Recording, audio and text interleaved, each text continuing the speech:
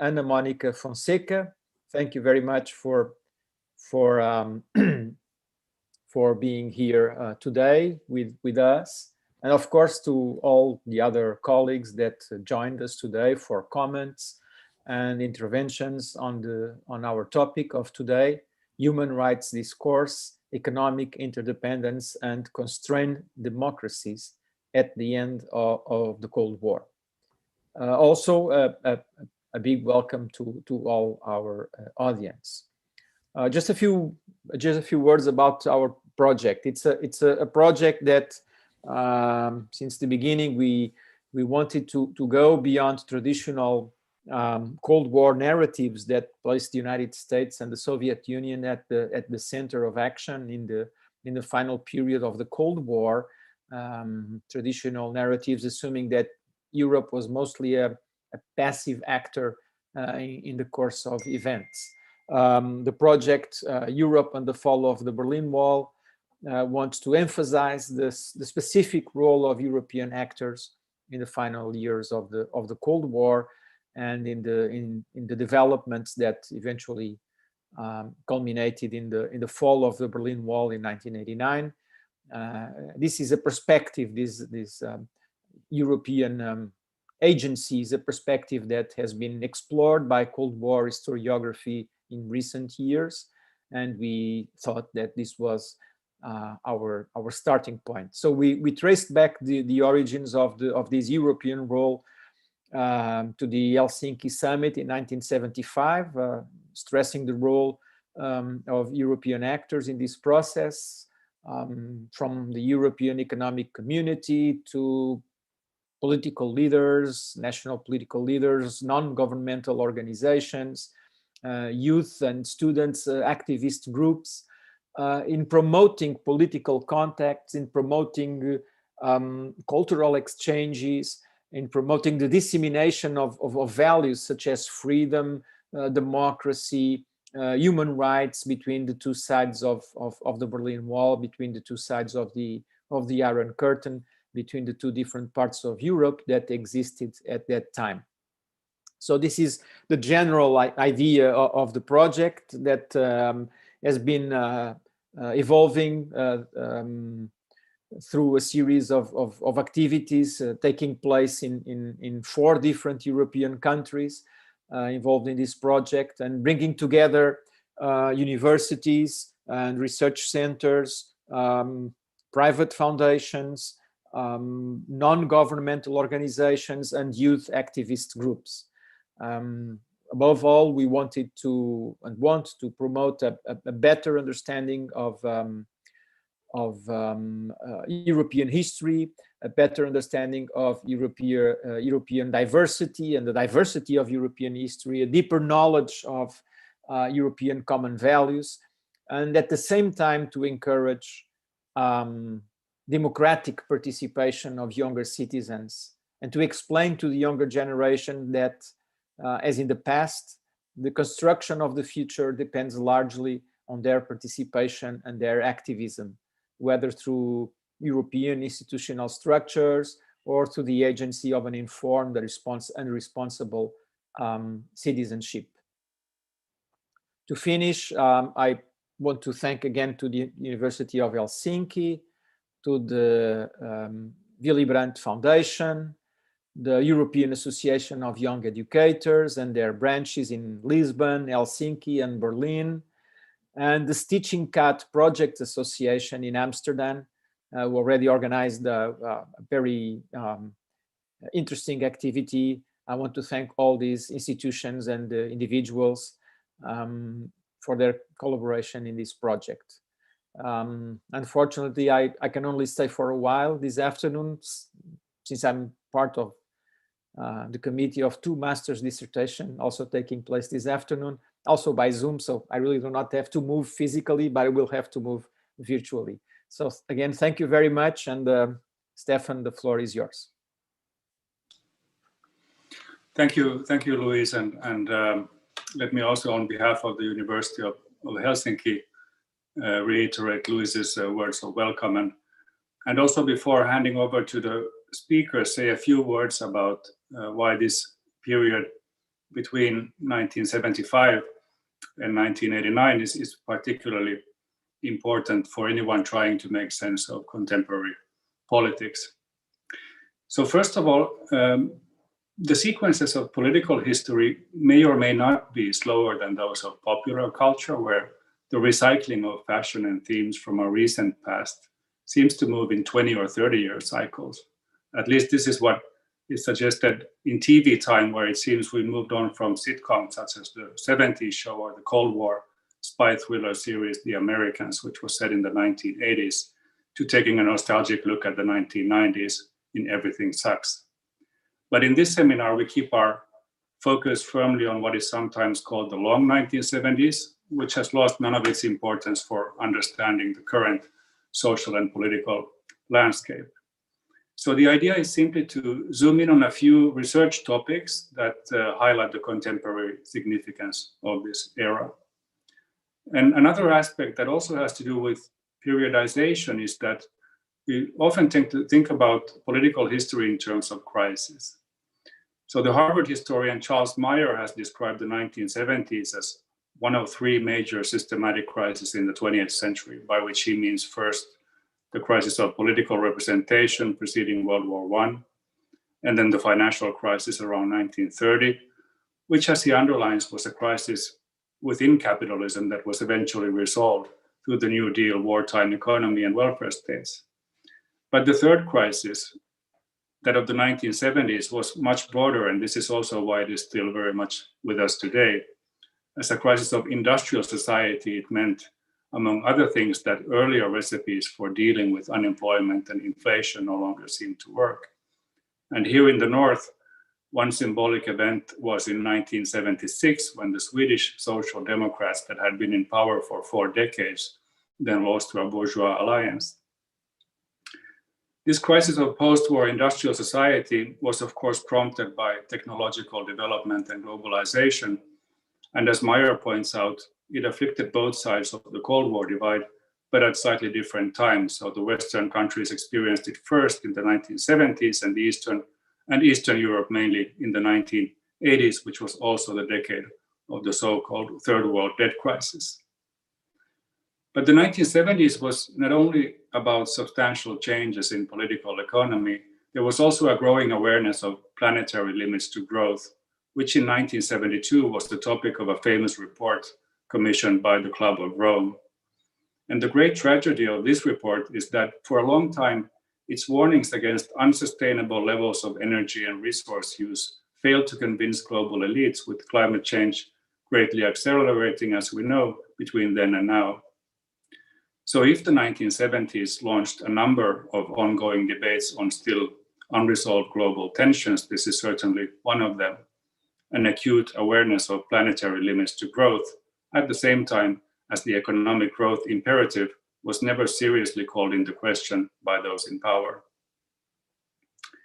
Another point of contestation that we could highlight that has been with us since the 1970s emerged from tensions resulting from the way in which political democracy survived at the same time as economic democracy was gradually pushed back in the context of crisis management in the 1970s and 80s. Most importantly, the power of non-democratic national and international institutions such as central banks, the IMF and the World Bank has grown massively since that period. One specific aspect of this transformation has recently been the topic of scholarly debate, and it has to do with this pushback against economic democracy being accompanied by the rise of human rights discourse, which, as Samuel Moyn and others have shown, curiously coincided with the demise of socialism in the West. This debate on the relationship between neoliberalism and human rights continues today, for instance, in the context of corporations prioritizing human rights over other forms of rights within the framework of what is commonly referred to as corporate social responsibility. In the realm of international politics, which concerns us today, human rights were put on the Cold War agenda at the Helsinki summit of the Conference on Security and Cooperation in Europe in 1975. And in his talk, Rasmus Zundagord will touch upon this topic in the context of American reactions to Soviet Jewish immigration. The demise of the Western welfare state and of the post-war decades was sealed, as it were, by Margaret Thatcher's great success in claiming that there is no alternative to free market, deregulation, and rolling back the welfare state. Globally, the turning point was again the 1970s, with oil shocks and economic slowdown on the one hand, surplus money from oil-producing countries stored in Western banks on the other. This combination set in motion the familiar interplay between a rapidly growing financial sector and recurrent periods of economic turmoil. As a result of the economic downturn and the Vietnam War, the United States had in the early 1970s experienced a brief period of insecurity in its position as a global hegemon, but a new source of non-military power was provided by international lending to crisis-ridden countries across the world, especially in the so-called global south and also in Eastern European countries belonging to the Soviet sphere. These were dollar-denominated loans that were in turn supervised by the IMF and the World Bank, and they came with strings attached in the form of demands for privatization, deregulation, and welfare cuts, which is what the kiss of death refers to in the title today of Lars Fredrik Stöcker's talk this afternoon, in which he will, I believe, nuance this focus on lending and look at the role also of corporations and private business in socialist globalization in the 70s and 80s. This kiss of death in part also explains the failure of very ambitious plans for a global New Deal in terms of extending the welfare model to the global south as a proposal for a new international economic order, or NIEO, demanded at the United Nations in 1974 by the G77 group. And to some extent, we're still dealing with the repercussions of this history as well, insofar as much of our current division of countries and individuals within them into debtors and creditors as a major source of social conflict can indeed be traced to the NIEO moment. Northwest was then transposed onto East-West, first globally and more recently in our region of Europe in the context of the so-called Eurozone debt crisis. And in his intervention, Bo Stroth will discuss one landmark event in this history, which is the former German Chancellor Willy Brandt's North-South Commission from the late 1970s. And lastly, the term interdependence was often at the center of attention in this period and across the political spectrum. So Thatcher's paradigm of there is no alternative, or TINA, was one example of this, and it was based on the notion that there was no space, of course, for independent maneuvering in an interdependent global economic system. But critics of the system drew attention to its inherent hierarchies, to the role of economic power in determining voting rights in international financial institutions, and to the powerlessness of global South countries to stop resource and wealth transfers from poor to rich countries. But movements for global justice in the North as well recognized not only the problems, but also the potential of growing interdependence. And in her discussion, I believe Ana Monica Fonseca will highlight some aspects of the growing transnationalism of socialist parties in this period, as witnessed by the Portuguese Socialist Party between the end of authoritarianism in Portugal 1 year before the Helsinki Accords and the end of the Cold War. So these are only some examples of why the 1970s and the end of the Cold War matters, and the speakers will present others, and we'll proceed in the following way. So each speaker has about 20 minutes, and this is followed by a short discussion by a commentator, and then we also have a few minutes for questions and answers. And I kindly ask you to please write your questions in the chat, and I'll do my best to communicate as much as possible to the speakers. And the first speaker today is Rasmus Zundagord, who is a senior researcher at the Danish Institute for International Studies. Rasmus has focused in his research on US foreign policy, in particular visions for human rights and democracy promotion in American foreign relations, and tensions between liberal values and national security interest. And he's recently published a book this year at Cambridge University Press called Reagan, Congress, and Human Rights, which traces the role of human rights concerns in US foreign policy during the 1980s. And today, Rasmus will talk about human rights in East-West relations in the late Cold War, the case of Soviet Jewish immigration. So thank you for spending the afternoon revisiting this glorious era, which happened to be my childhood, but there are other reasons as well to revisit the 1970s and 80s. And Rasmus, now over to you.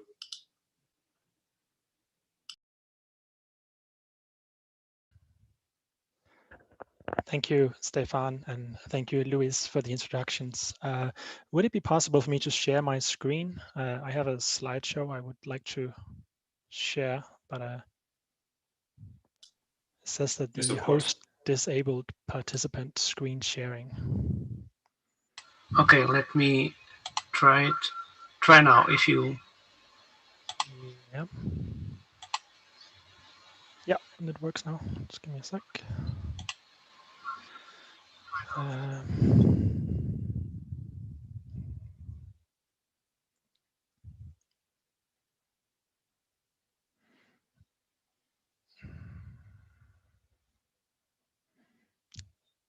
Can you see my screen? Yes. Okay, great. Okay, yeah, like I said, thank you so much for the invitation to speak here, and thanks for the introduction. As mentioned, I will focus on the American side of things here. So this is not to imply that, as Luis was pointing out, that it's not to counter the importance of European agency. I very much appreciate that as a research focus. So you'll have to bear with me in my talk that the focus will be mostly on American agency. But I'm sure that the other speakers will take us back to Europe. And the reason why is, of course, that I will be basing my talk on this recently published book, in which I have a chapter that looks at Soviet Jewish migration in the 1980s from the US perspective.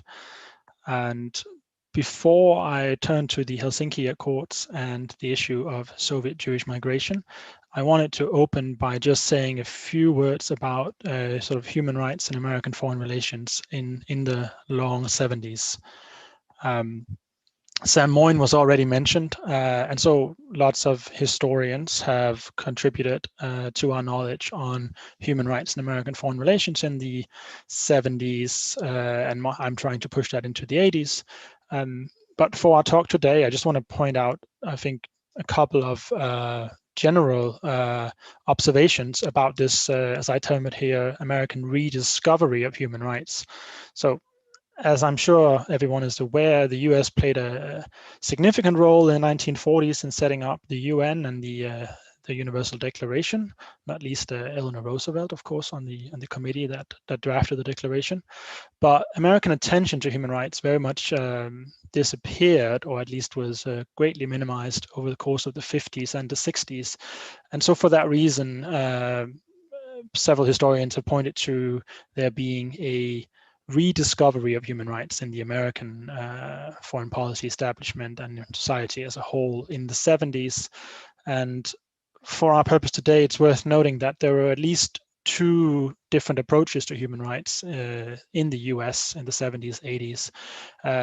The first being that of sort of a liberal critique of right-wing dictatorships, and not least US support for those dictatorships. So here we can think of cases like Chile under Augusto Pinochet, but also US support for South Africa, the apartheid regime, various dictatorships throughout Latin America, just to name a few. In this approach to human rights, the focus, as I said, is on US support for these authoritarian but US allied regimes. And I've put in a picture here of liberal congressman, liberal Democrat Don Fraser, who was the member of Congress, probably more than anyone else, that first introduced human rights concerns into US foreign policy in 1973, before which, at least in Congress and the executive branch, human rights had played a minor role and were largely sort of limited to rhetoric, but now it becomes sort of in the 70s, it becomes part of actual foreign policy. The other approach to human rights in the US in the 70s, represented here by Senator Henry Scoop Jackson, Democratic senator from the state of Washington, who is can be termed as a neoconservative. And this embrace of human rights as an anti-communist language very much was picked up by neoconservatives and Cold War hawks, often people residing on the right of the political spectrum in the United States. And they, of course, as the approach dictates from the name of it, focused on communism as an ideology, but also on the Soviet Union and its allies, and used human rights, saw human rights as a concept that could be utilized in critiquing those regimes. So those are two very different approaches to human rights, but there are some commonalities as well. Both were seeking to restore American morality in US foreign policy, but also restore a position for the United States in foreign affairs that was based on notions of morality in the aftermath of course, the Vietnam War, but also as a way to break with the sort of value-laden foreign policy of Nixon, Kissinger, the sort of realpolitik, which very much, of course, was what brought us the Helsinki Accords through the policy of détente. So they want to break with that. And then, of course, the last person, probably the first person most people think of when they think of US and human rights is Jimmy Carter, who you could say was the first president to give human rights such a prominent stature in his foreign policy. But as I mentioned in my book, I focus on the 80s and Ronald Reagan, and I won't say much about Carter because I know we have a couple of people in the audience who are bigger authorities on Jimmy Carter and his human rights policies. So maybe we can get back to that in the Q&A. The last picture here on the slide is just to point out that unlike the 1940s, where human rights was mostly confined to the United Nations and coastal elites in the US, human rights in the 70s very much was picked up by the sort of general population and a growing number of NGOs. So it becomes much more of a mass movement, or rather a number of mass movement around specific international human rights causes. Having sort of set the frame there for the American approach to human rights, I want to turn to the Helsinki Accords. As already pointed out, signed in August 1975 by 35 participating states, including the US and the Soviet Union. The sort of lead up to it, you could say, was, of course, as I'm sure most of you are familiar, a Soviet initiative. The Soviets had for years been seeking a way to get formal accept from the West of the post-World War II borders in Europe, which is also why the Americans were quite skeptical of the whole idea of having a Helsinki Accords, and why actually the Western Europeans here were quite essential for sort of bringing the Americans into the fold and convincing the Americans of actually signing this accord. Gerald Ford, who's in the picture here with Leonid Brezhnev and European leaders, people were pleading him in the United States not to go to Helsinki and not to go and sign this document, which was by many in the US, including, for instance, Ronald Reagan, was perceived as a sort of a declaration of surrender to the Soviet Union, thinking that it would not gain, the West wouldn't gain much, but it would just be a way of legitimizing Soviet control of Eastern Europe. And the Helsinki Accords did recognize the borders, recognize that they could not be violated by military force. But as was already pointed out through the introductions, the Accords also introduced a number of areas, expanded collaboration between East and West in a number of areas, including economic fields and others, cultural areas, and of course introduced respect for certain human rights as part of the East-West dialogue. Now, what I focus on in my book, and what I think is important but sometimes overlooked when we talk about the Helsinki Accords, is the follow-up meetings that was part of the Accords. So the signatories of the Accords met in Belgrade in 1977 to 78, Madrid again in 1980 to 83, and finally Vienna 1986 to 89. And these multilateral fora became crucial for the role of human rights in East-West diplomacy, because they offered an opportunity for the West to criticize the Soviet Union and attempt to hold them accountable to this document that they had signed. Just want to note that when the Soviets signed the Helsinki Accords, the regime published the Helsinki Accords in Pravda in newspapers in the Soviet Union, thinking that it was a big victory for them, and later that would come back to bite them, as activists and dissidents in the Eastern Bloc, of course, would point to this document and say, in this document, it says that there are certain rights that you cannot deny us, and that whole thing, you could say, really made human rights take off as a topic in East-West relations. I would also point out that the follow-up meetings to the Helsinki Accords were important, especially in the early 80s, because, of course, US-Soviet summits were then off the table, and so there was no continuous dialogue really through summits. So the Helsinki follow-up meetings sort of substituted there, and then, of course, crucially, they brought in the other European countries as well. And then by 1985, when Reagan and Gorbachev had their first summit, the Helsinki Accords had already established human rights as a topic to be debated in East-West relations, and the administration really picked up on that. Reagan initially, of course, was quite skeptical, both of human rights as a foreign policy topic, but also quite skeptical of the Helsinki Accords. But he came to realize that it served as an opportunity for the United States to push the Soviet Union on human rights issues. And I want to point out then that Vienna really sort of represented the sort of most significant breakthrough of these follow-up meetings. So the Vienna meeting is where human rights are really sort of more significantly introduced into East-West relations, and is sort of rights such as the right to leave one's country, which of course will be crucial for my talk here, were accepted as an acceptable topic for these East-West dialogues. And therefore also some scholars have pointed to the signing of the Vienna document in January '89 as an alternative end date for the Cold War from the European perspective. So there's a lot there, I think, to look at in the CSCE, Conference Security Cooperation in Europe meetings. And what really happened here is that human rights entered into Cold War diplomacy through the back door.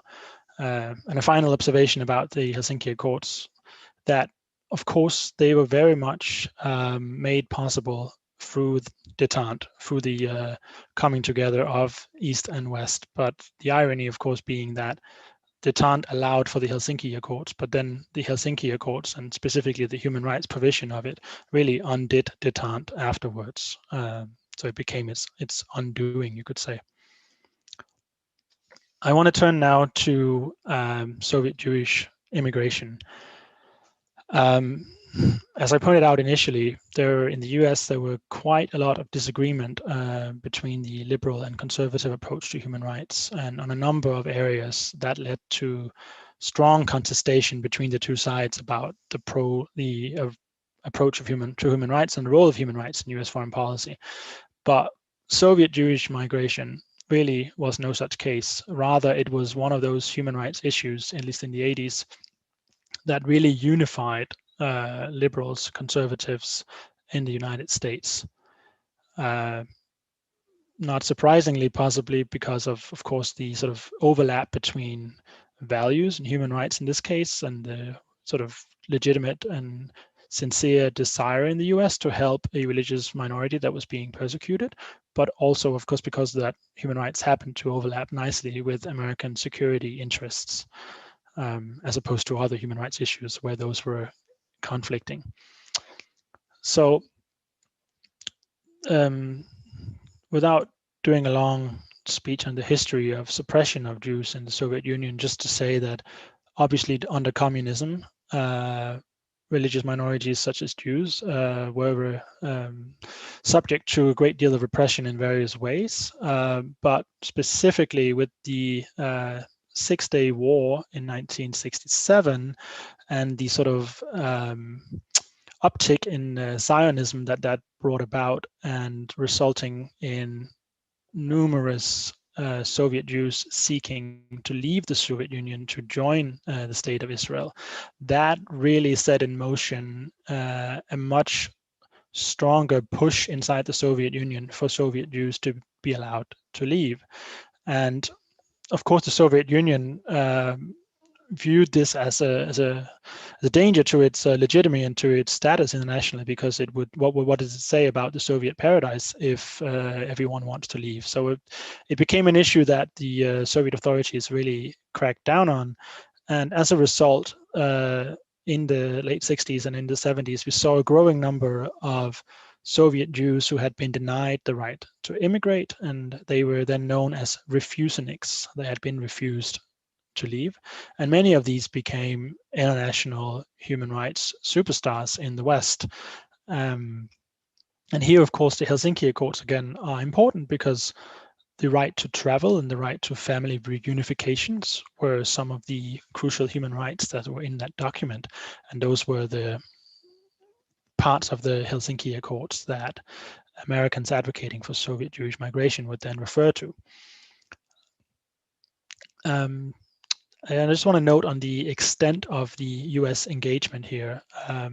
As other scholars have pointed out, Sarah Snyder in her book on the transnational Helsinki network, individuals on both sides of the Iron Curtain really got engaged in this sort of attempt to hold the Soviet authorities accountable to these human rights in the Helsinki Accords. But in an American context, the issue of Jewish minorities in the US and the Soviet Union especially really became a focal point for many Americans, obviously because there were quite a lot of Jewish Americans, but also because they were continuously organized in quite influential NGOs in the US, and they managed to put a great deal of pressure on American policymakers and also really get a strong engagement from the broader American public. When Gorbachev came to the US in 1987 for the first time for a summit with Ronald Reagan in the US in Washington, D.C., 250,000 American citizens protested in D.C. outside. So there really was a significant engagement from the broader American public, which put this issue front and center in terms of human rights and East-West relations from an American perspective. And I want to turn now to the crucial role of Congress in this regards. So in my book, I do put a lot of emphasis on the role of Congress in terms of American human rights policy. Congress often quite overlooked when attention tends to be focused on either NGOs or presidential politics. But I want to point to at least 3 ways in which Congress played a significant role for the US approach to Soviet Jewish migration. First being legislation. The most obvious example here, of course, is the Jacksonvenic Amendment to the US trade legislation. So from 1974. Basically what Jacksonvenic did was it conditioned trade with communist countries on their respect for their citizens' right to enjoy the freedom of migration.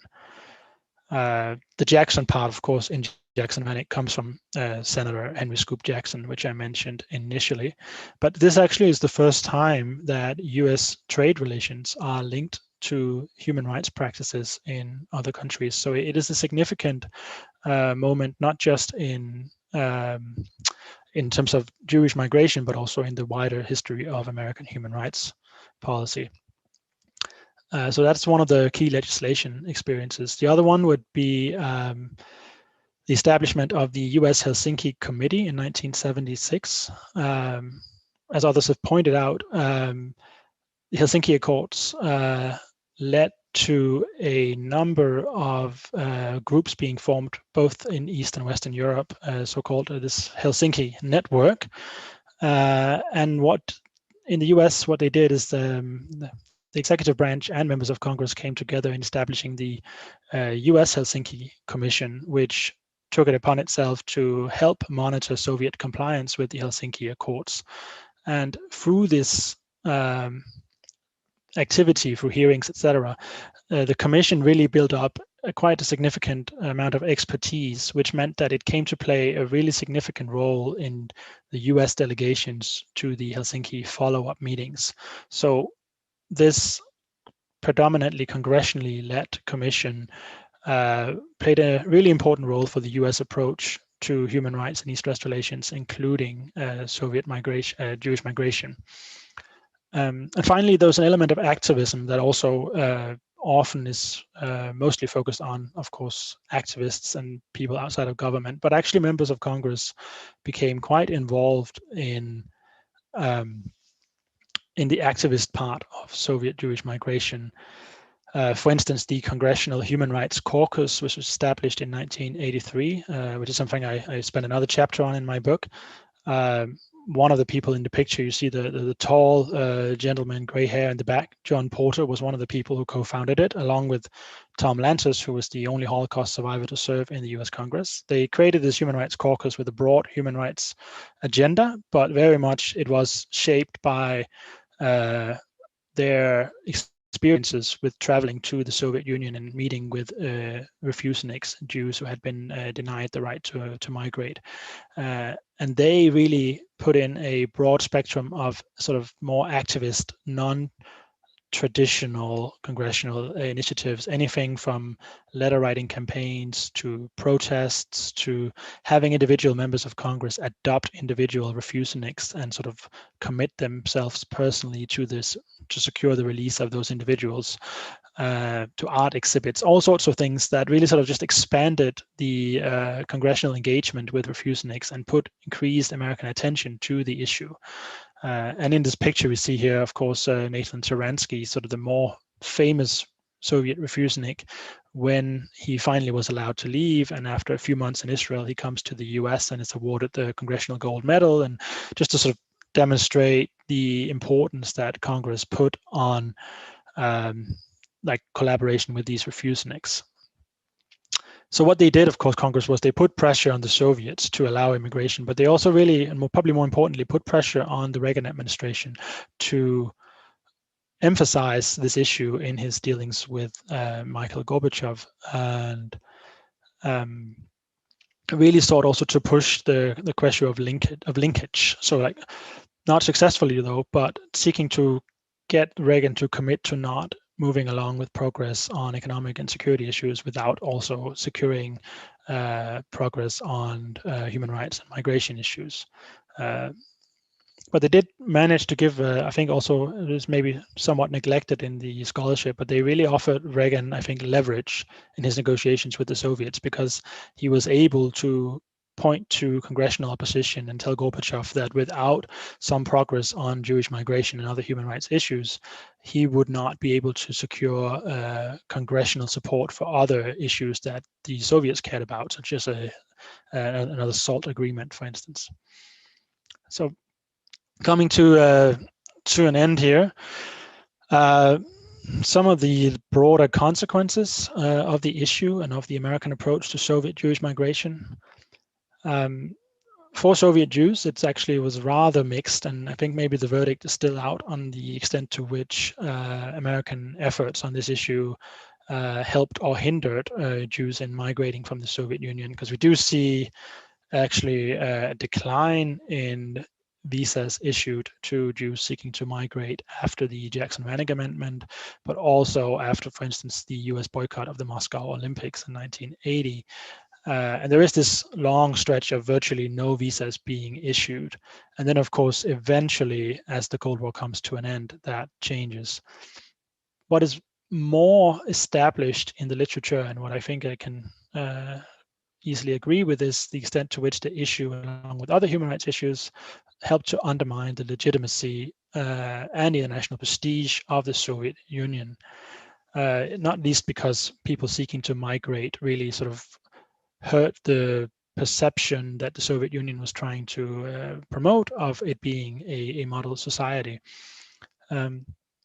Another implication is, of course, in terms of superpower relations, that the issue created frictions at first, but as I argue in my book, in the long term, it actually helped create trust and allowed Gorbachev and Reagan to progress on other issues, because as more and more Soviet Jews were allowed to leave and the Soviet Union were making incremental progress on human rights issues, it allowed Reagan to trust that they could collaborate on other issues. So there is also an element of this being a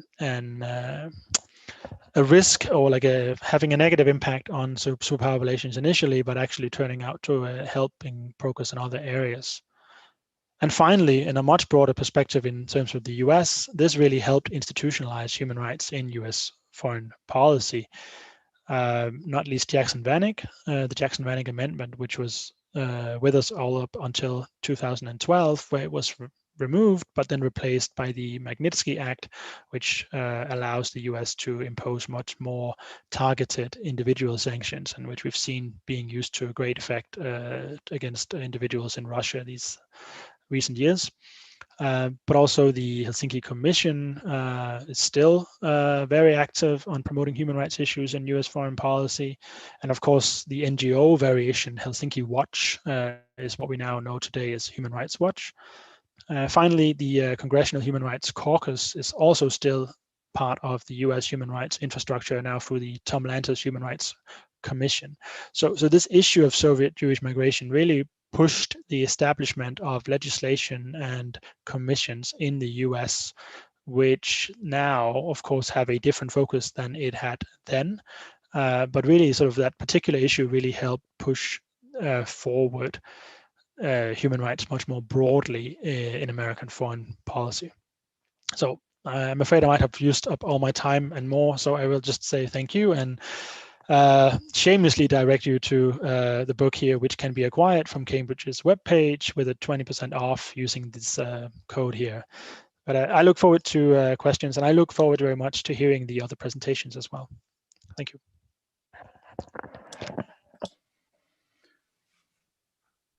Thank you, Rasmus. We now have a comment from Johan Strang, who has specialized in the history of human rights from a Scandinavian standpoint here at the University of Helsinki.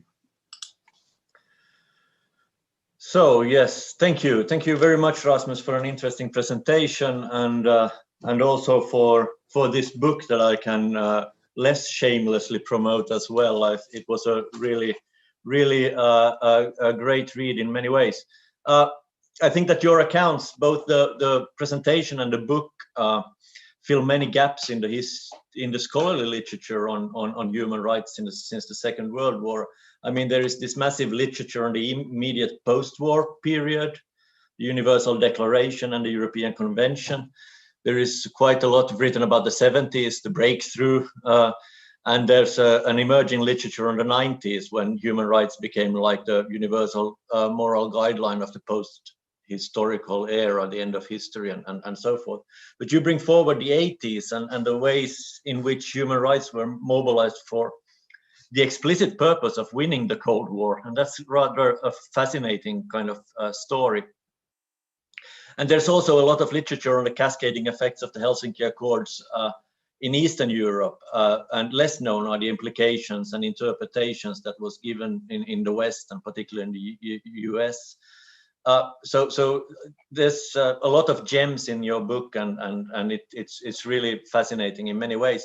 I want to provoke you, though, and provoke you to speculate a bit about the relation between your case, human rights in the US in the 80s, to the existing bulk of literature that I've just described.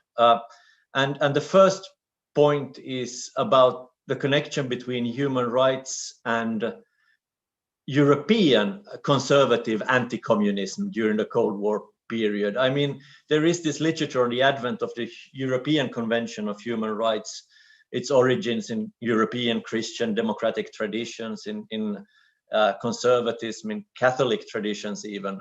Marco Durante's book, The Conservative Human Rights Revolution, but also Samuel Moyn's work on personalism or Martin Conway for that matter.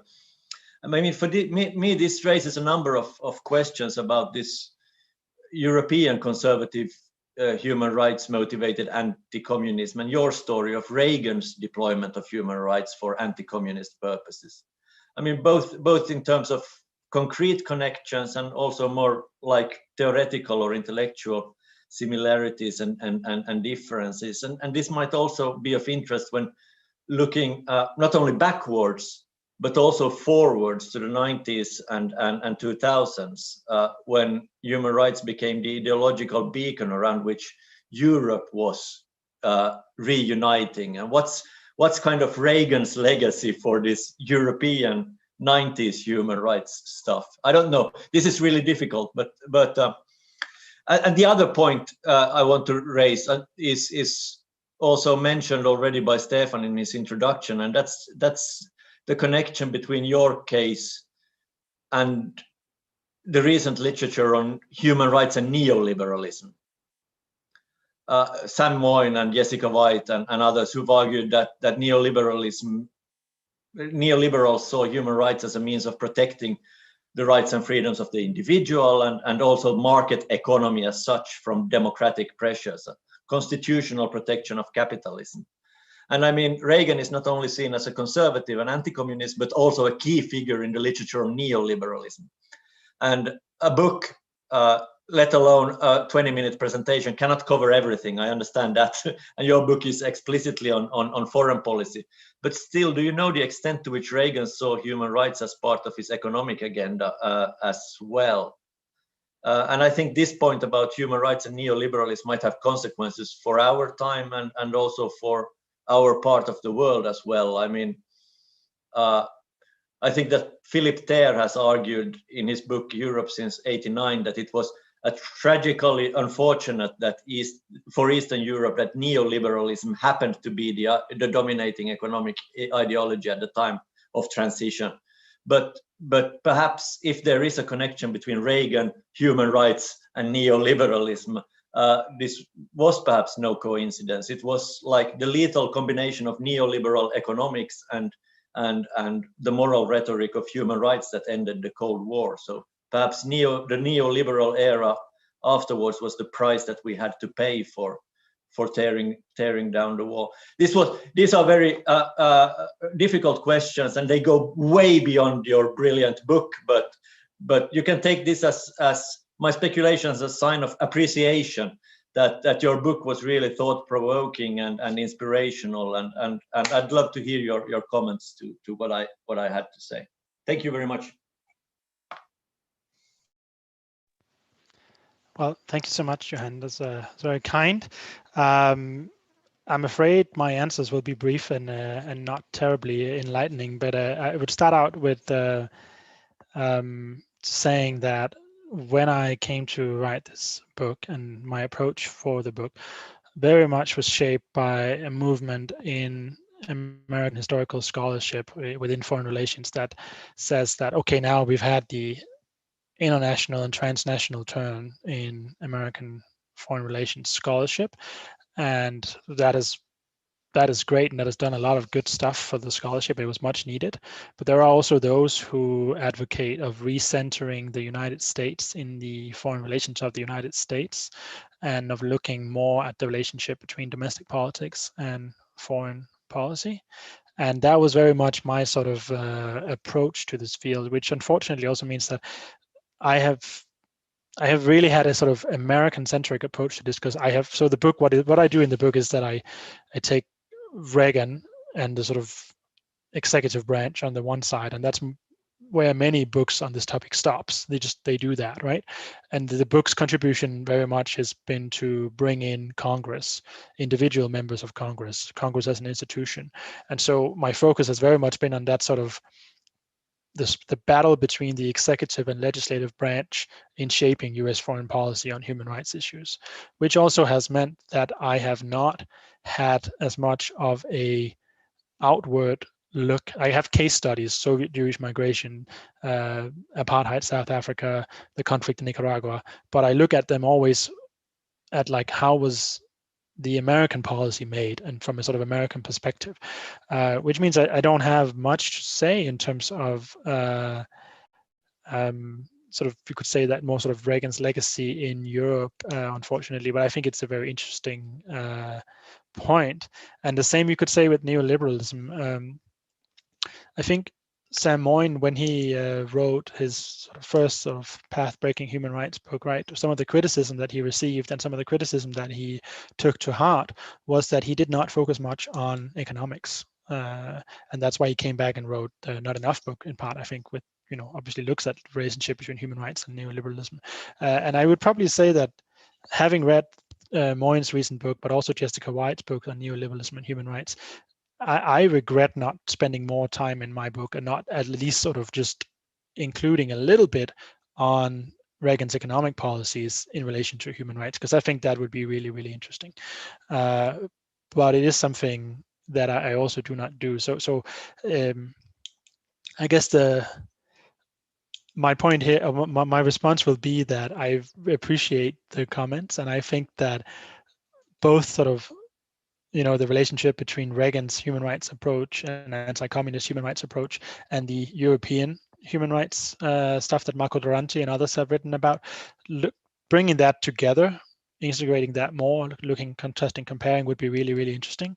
And the same for bringing in the economic aspect and neoliberalism in relation to Reagan and human rights would be also really fascinating. So those are two areas that I think would make for excellent research topics, but unfortunately it's stuff that I have not addressed really in my book, precisely for the reason that I try to focus on the relationship between Congress and Reagan. So I've had that focus and also not on economics at all. That those books should be written, that research should be done. I unfortunately am not one to speak on it with any great confidence, since I haven't really gone in those directions in my research. So yeah, I'll leave it at that.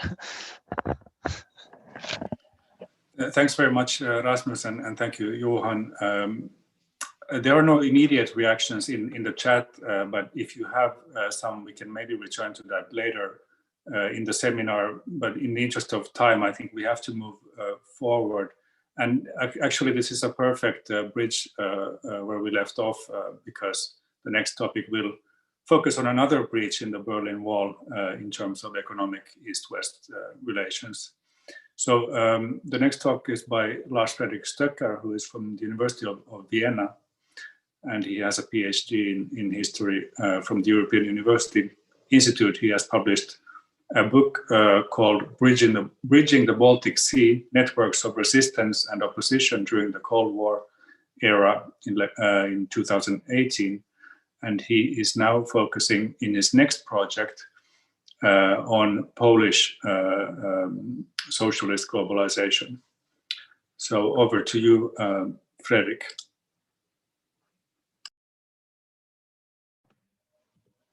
Thank you, Stefan. Yeah, hello from Vienna. I hope you can hear me. Okay, good reaction. Yes, my current book project is actually on Estonia during perestroika and the use of economic autonomy and marketization agendas to escape, at least economically, from the Soviet Union. But I am preparing together with a team here in Vienna and in Warsaw a project on, as you said, Polish economic links with the West in the 70s and 80s, stretching into the 90s, but that will not begin until next year. So basically, I'm starting from the very beginning, in contrast to Rasmus, who has a book on what he just presented. We will just start our real research next year, but I will just share a couple of thoughts about economic interdependence in the 70s and 80s. So as you have the Helsinki Accords in the title, I will start from there, particularly the second basket of the Helsinki Final Act, which aimed at expanding cooperation in the fields of science, economics, technology, and also environmental matters. But the signatory states also stressed the need to expand international trade as one of the important goals of the negotiations. So by its very nature, the Helsinki Final Act was a future-oriented document of intent, but at the same time, it also reflected and reconfirmed all already ongoing processes, such as the intensifying trade and commercial links between the Soviet bloc and Western Europe. But the Western turn in the socialist, in the Soviet bloc, the economic turn to the West preceded the Helsinki Final Act by several years. And it was basically the result of two watershed moments, which took place in the late 1960s. The first one was, of course, the crushing of the Prague Spring in 1968, which meant that the Czechoslovak experiments with finding a third way between plan and market were nipped in the bud. And as a result, market experiments and thus economic change from within was put on hold throughout the Soviet bloc, with the slight exception of Hungary. The other watershed moment was, of course, West Germany's Ostpolitik, which started in 1969 and which contributed to paving the way to European détente. Now, this was a breakthrough that induced socialist planners to shift from competition to cooperation, and also to promote the transfer of knowledge and technologies from the West to the East as a promising path of socialist modernization from the outside, so to say. There were in the early 70s some ideas in the Soviet Union of decentralizing foreign trade, of legalizing joint ventures with Western participants and capital, of making the ruble convertible. But these were rather marginalized ideas by economic dissenters, so they would not be put into practice before perestroika. But the Central and East European satellite states actually switched their focus from intra-Comecon trade to expanding trade and business ties with the West, which also meant that they shed the autarkic model which had been imposed by the Soviet Union on the states in the region after 1945. So it was also a way of escaping the political dominance of the Soviet Union and trying to find greater autonomy and leeway under the conditions of détente. So this victory of economic pragmatism, as you could say, over ideology has been the topic of a scholarly debate on the concept of socialist globalization, or also socialist proto-globalization, as Besnik Pula has framed it in his recent publication, Globalization Under and After Socialism. This is a debate which reacts to the conventional account of post-war globalization as basically a process that integrated Asian, African, Latin American states into the liberal economic institutions of the Bretton Woods system. But the socialist second world is frequently left out of this narrative and rather seen as a kind of distinct complex of its own, basically decoupled from global markets, first by the Marshall Plan, then of course by the autarkic model of the Soviet-type economies, and also of course by the Iron Curtain. But the socialist globalization approach argues that most socialist regimes actually had global aspirations by the early 70s. Now, the early 70s were a time which witnessed a shift of global economic paradigms. We see a rapid increase of global commercial and capital flows. Transnational modes of production are more and more frequent. And we have also speed in technological innovation, which also changes the preconditions for global flows of goods and capital.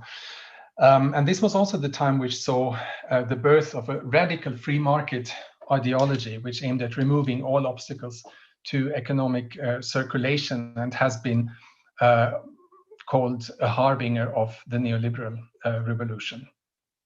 So the approach of socialist globalization very much sees the socialist world as part of this story, especially as in the beginning of the 1970s, There is an increased mobility. There are more transfer processes across the divide that start a kind of long revolution from within, which moves into the post-socialist era, what we still call the era of transformation.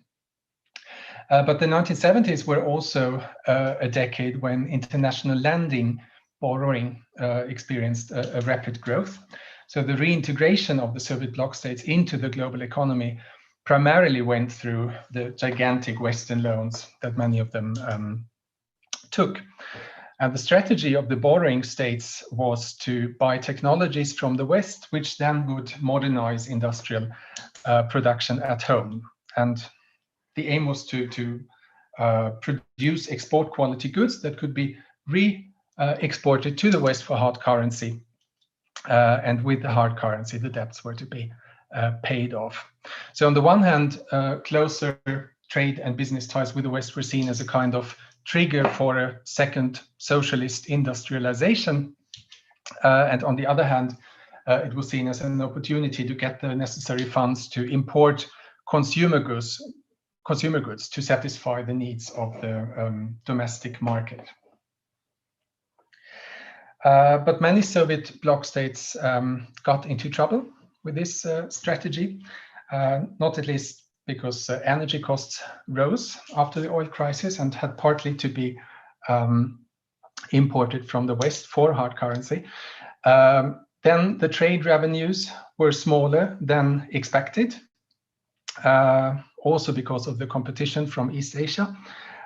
So in some, even larger loans had to be taken from the West to pay off the already existing debts.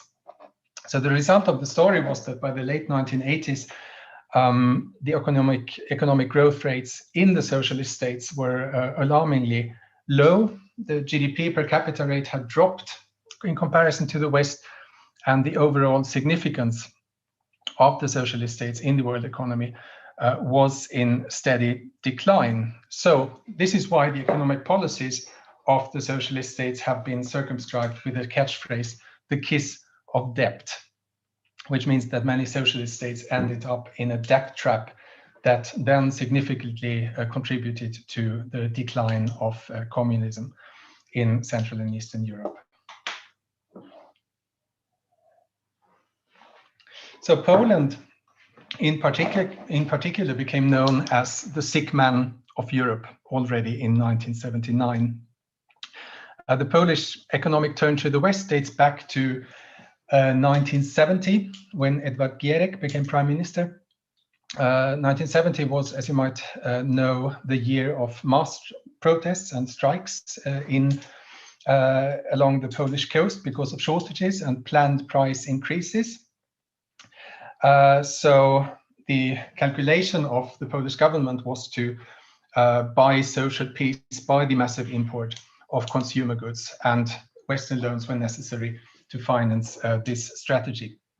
But throughout the 1970s, political protests and strikes, especially after announcements that prices would increase, these protests researched regularly and then culminated in the formation of the independent trade union movement Solidarność. And this is why Poland did not go the Romanian path, because Romania chose harsh austerity measures to basically starving the own population to be able to pay off the foreign debts. Now, the Polish government, by contrast, got stuck in a kind of spending rut because they feared very much that they might unlock another spiral of revolutionary popular discontent. So the result was that in 1979, Poland was the most indebted state in Europe and had 10 years earlier been the lowest indebted state in Europe. So the borrowing trap has also been called the Polish disease. Seen from the perspective of global finances, this means that socialist globalization basically is paired with economic decline and also ideological erosion. So in other words, the reintegration with the global economy accelerated the demise of communism and of the state socialist regimes in Europe. And of course, the Polish case seems to confirm this narrative, but it also illustrates, as I argue, the benefits of shifting the focus from a state and institution-centered approach to an agency-centered approach, because Poland was not very much indebted and stuck in this spending cycle. It was also the country that hosted the vast majority of all joint ventures with Western capital in the Soviet bloc. And this was a new path of economic integration with the West that had first been tested by Yugoslavia and then copied in the early 1970s by Romania, Hungary, and of course also Poland. Now, in the historiography on the Cold War, there is a striking absence of these East-West joint ventures, which is astonishing because until 1989, there's a whole flood of expert assessments, of journal articles, of reports about the success or failure of these joint ventures.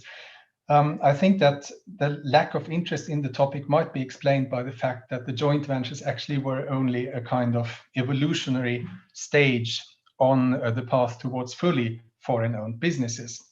So transformation scholars might have neglected them because they were seemingly irrelevant to the post-socialist development, while Cold War historians have not been very keen on focusing on economic and technological transfers across the Iron Curtain, at least so far. Short some information about these Polish joint ventures, because they were special insofar as they targeted Western investors either with the Polish passport or with Polish roots, so mostly recent migrants. And this is why these joint ventures also were called the Polonia firms, Firmy Polonijne. Polonia means the community of Poles abroad. And of course, these firms were subject to certain restrictions. For example, the Polish side had to hold the majority stakes. Then, at least in the beginning, they were also subordinated to the state-owned export-import organizations. But in exchange, they enjoyed some exceptional privileges. They were, for example, entitled to set their own prices.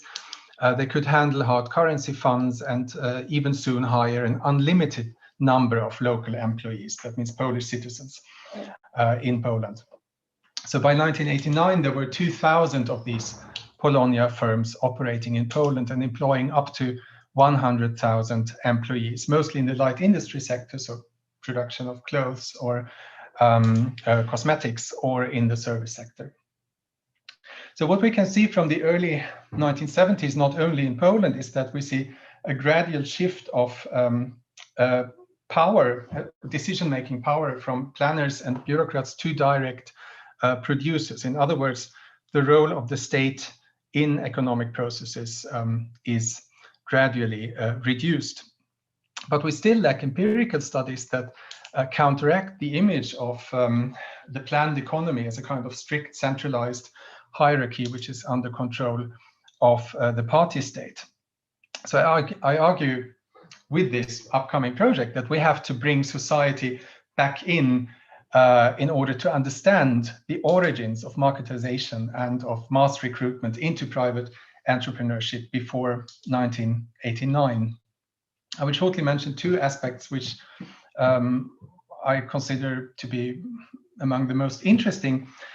One of them is, of course, the relationship between the diaspora and the socialist regimes, because in most accounts of the Cold War era, as far as Central and East European diaspora communities are concerned, they are rather portrayed as adversaries and not as partners of the homeland regimes.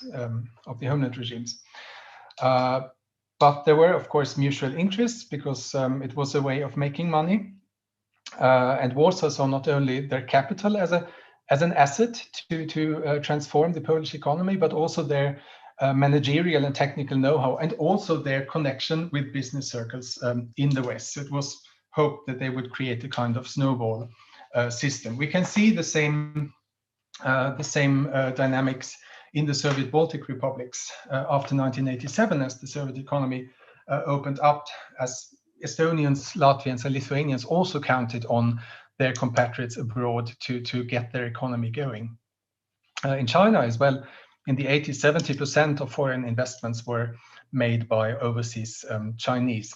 So the impact of the diaspora on globalizing and marketizing schemes in the socialist regimes are still, I would say, completely unexplored, although I think they should not be underestimated, especially as informal linkages and networks are concerned.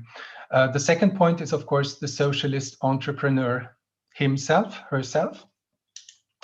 This is a category which long has been considered an oxymoron, but notice Stephen Kotkin wrote about China's opening up to Western markets that 400 million Chinese entered the capitalist world economy. There he meant the zones which had these, the parts of China which had these special economic zones.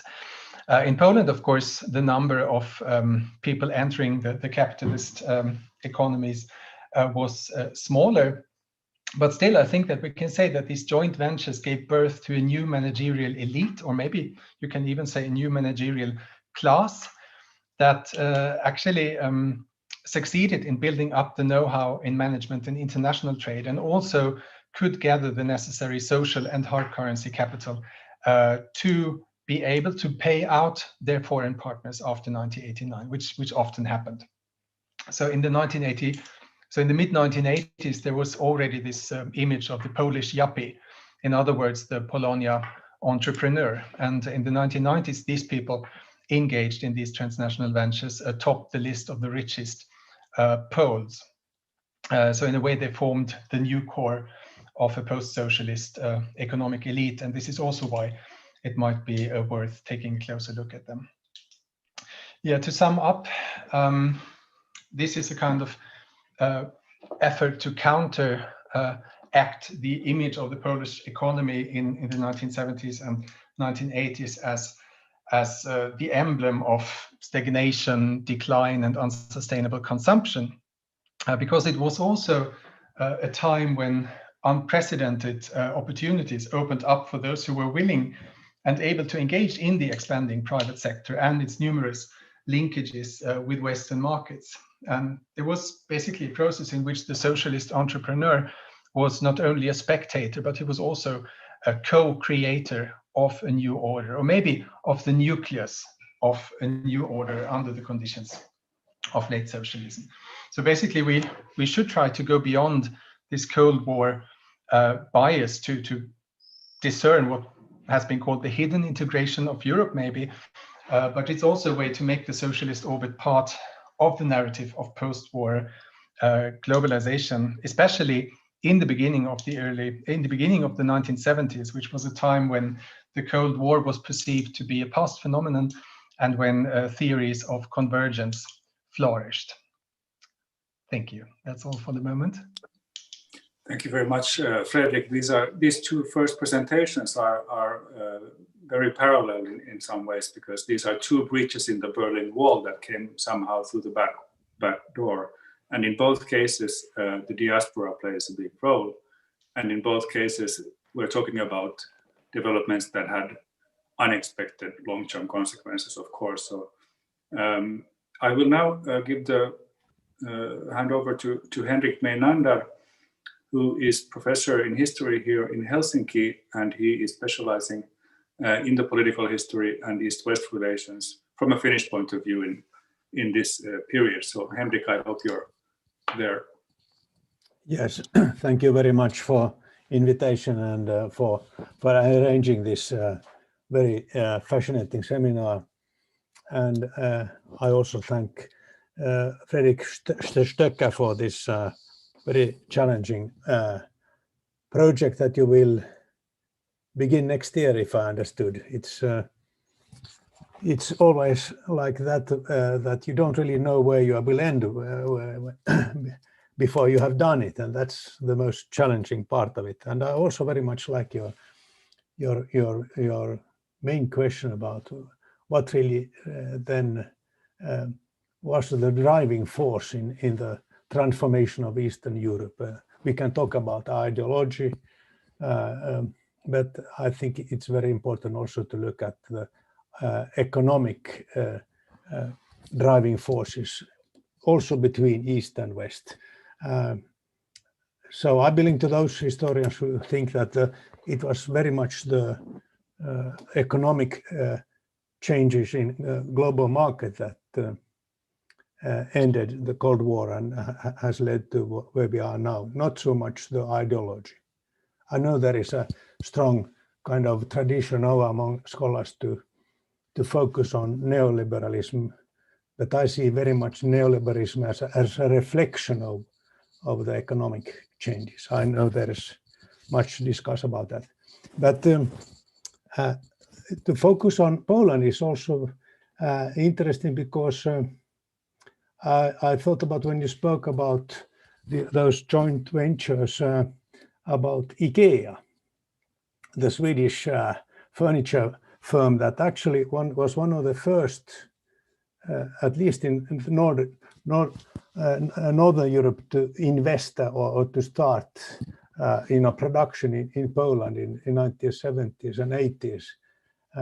And this, I don't know if it has continued, but actually it was the same kind of flow of capital flow that began to flow out, that was outsourced from Sweden from the 70s and has continued up to our days.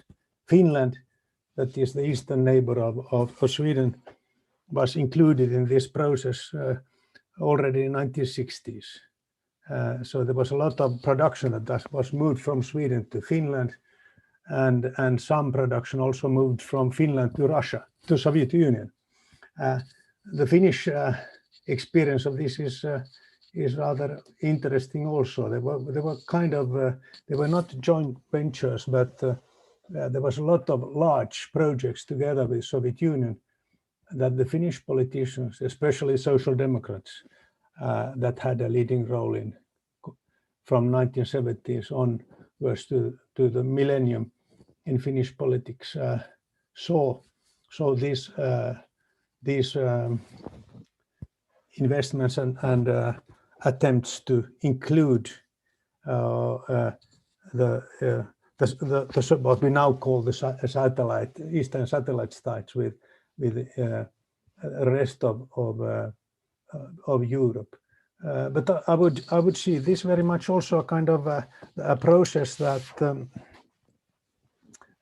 was a part of the stagnation of the economic growth in Western Europe. One can talk about the oil crisis or whatever, but it was really not really a shock, but kind of a thing that the European politicians in Western Europe, also Social Democrats, had difficulties to accept that this growth would not continue. And this happened at the same time as the new kind of system and new kind of technologies for transforming capital from one country to another improved rapidly. And I would really like to see this as a kind of as a process that then strongly also had an impact. There is a big difference between Poland and Soviet Union. Same kind of attempts or were never successful when Finland tried to develop similar, joint ventures with Soviet Union. So that's really one. That was, of course, a geographical, distance to Soviet Union was larger, but also the strong kind of centralized economic system in Soviet Union. I think it was a former speaker talked also about North and South discussion. I think that the same kind of process can also be seen in the outsourcing of production, not only to Eastern Europe, but also to other parts of the world. And so I hope that you will also include then, is Poland, was it Poland and the Baltic states that will be included in your research project? Or what was the, so to say, focus on in your project? I didn't really get it. Can you Sorry, no. The project which starts next year is a collective work of 5 researchers. It's only about Poland. Okay. I'm at the moment writing a book about Estonia, but this is another Okay, thing. yes. Somehow related. Because when we look what happened in the Baltic states in early 90s or 90s from onwards, you can see really a kind of, in the Baltic states, it was not so much the expatriates that were invested, but more Sweden, in some cases also Finland. It maybe has to do also with that those Eastern Bloc countries had an experience of the capitalism system that was not really of the same standard in Soviet Union. One can, of course, then point out that it has to do with how the, so to say, civic society is organized or culture, but I presume that that's also have had an impact. But I really think this is important to also focus on the, so to say, economic driving forces in the shift from Cold War to the era we have now. I have very much been influenced by Mary Nowall, who has published a book about the transatlantic relation from 1890s to 2010s. And she is really strongly challenging the Hobsbawmian idea of the short 20th century, and claims actually that it is a kind of wrong perspective to look at what happened in 1990s by starting from 1989. But she's exactly as you also, and most of us, looking at 1970s as the turning point. The end of Cold War was a consequence of that. What happened in 1980s and 1990s was not the reason, but the outcome of it. So we see now, we are maybe now living in the end of that era that began in 1970s. But thank you very much for your very stimulating presentation. Thank you for this long comment. Yes, actually I read an article recently by Andreas Wirsching, a German historian who took this COVID epidemia as a kind of starting point to reflect on globalization and on a phase of globalization that has come to an end from 1970 to 2020. But this was a little game he played. Yes, I thank you for this macro perspective. I'm still so very, very far away from using my Polonia enterprise planned case study to explain the big questions. We'll see if I get anywhere with that. Yeah, but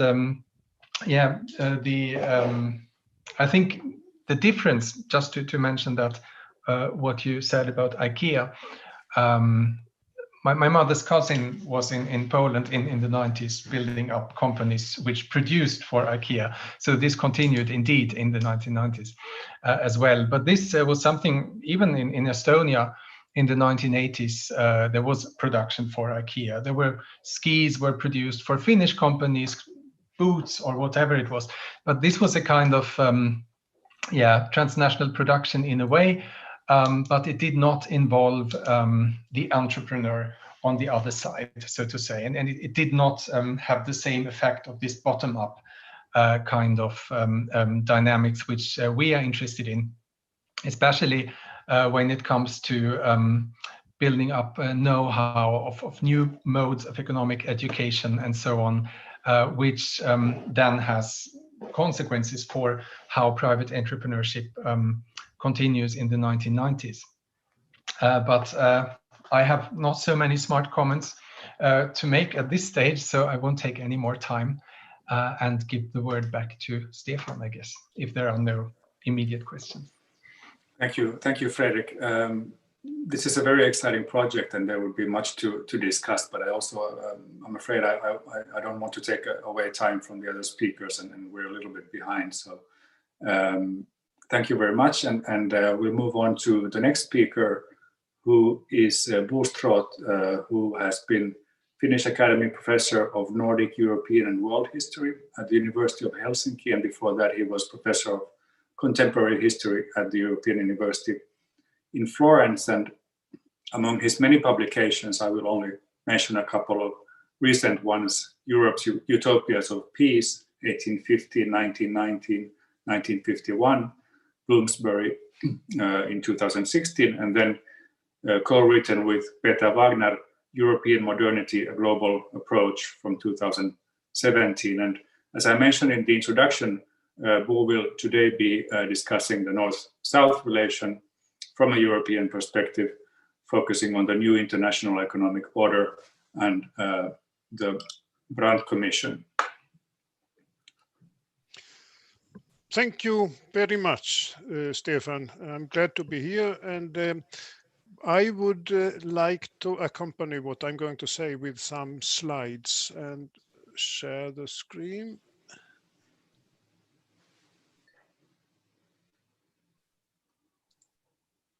Oh, I haven't.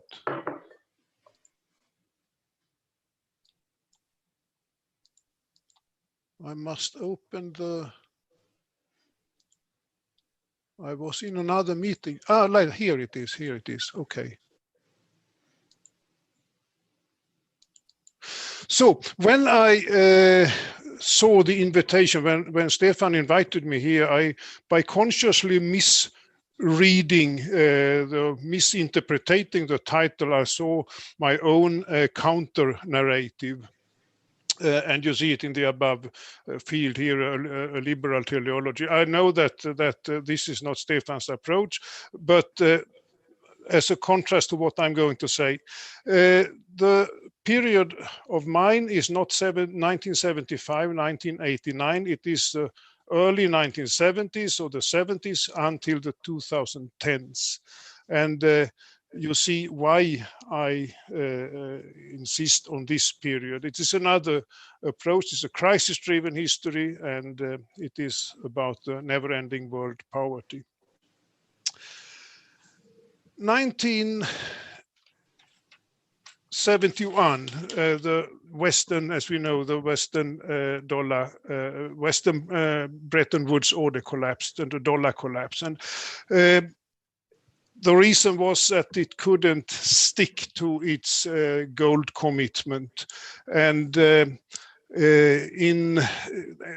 this had with the financing of the Cold War and the Vietnam War in particularly, and this collapse created or triggered a high inflation and a free floating currencies, and these of course provoked particular problems for those countries who had their export contracts in dollars, and this was particularly valid for the oil producers.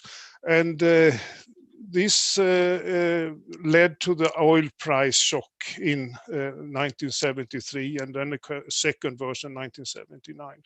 This was a crisis, understood as a crisis in the North, mass unemployment, high inflation, and in the South it was poverty and food.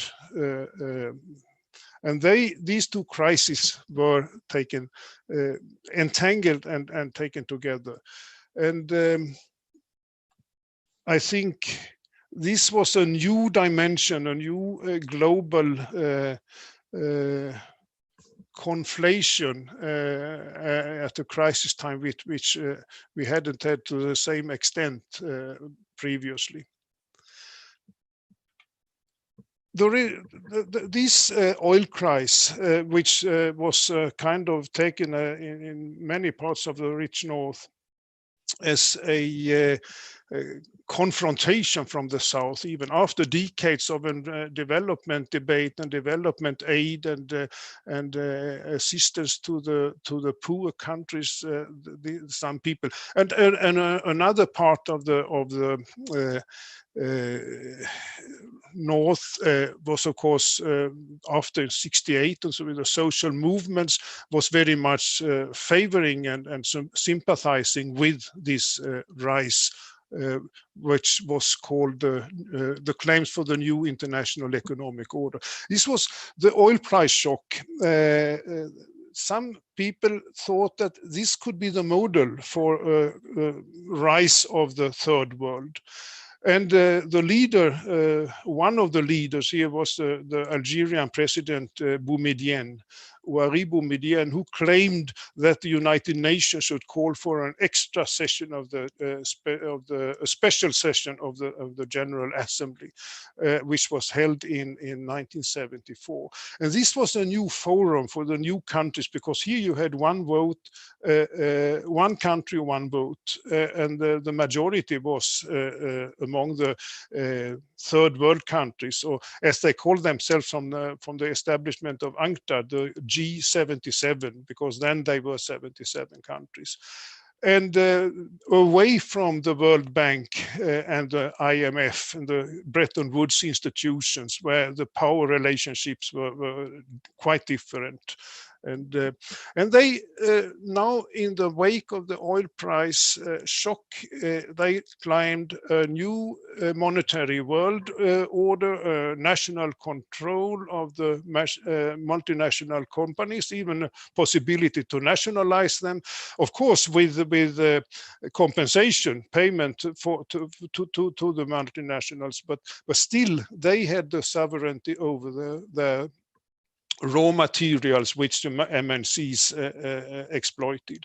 A new world trade order, a global redistribution where the old development aid should be more integrated in a global financial system than something which was on the benefit of the rich North, and the South had to take what they got.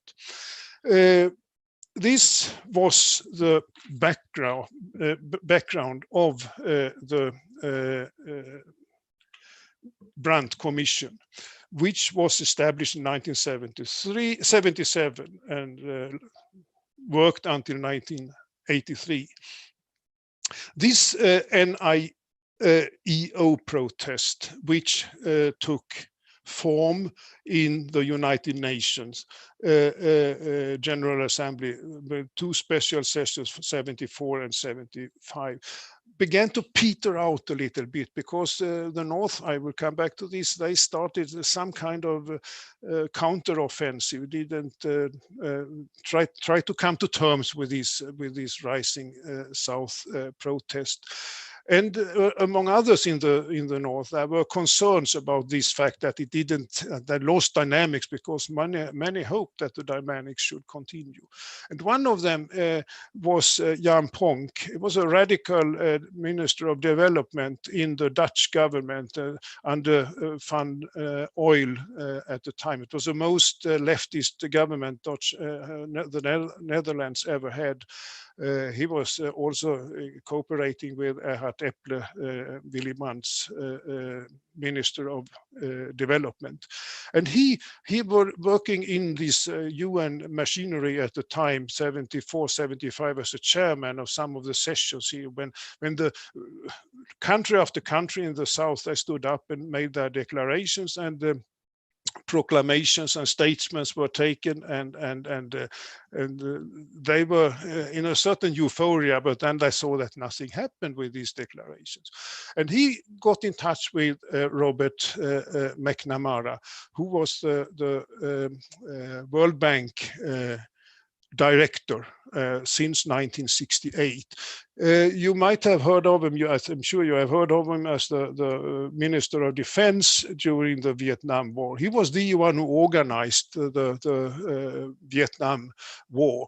He was taken from the Ford motor company, where he was the first outside the Ford family got up to the highest presidency of the Ford company, and he was then taken over as a Minister of Defense by John Kennedy, and made a perfect work in his and the Pentagon's view.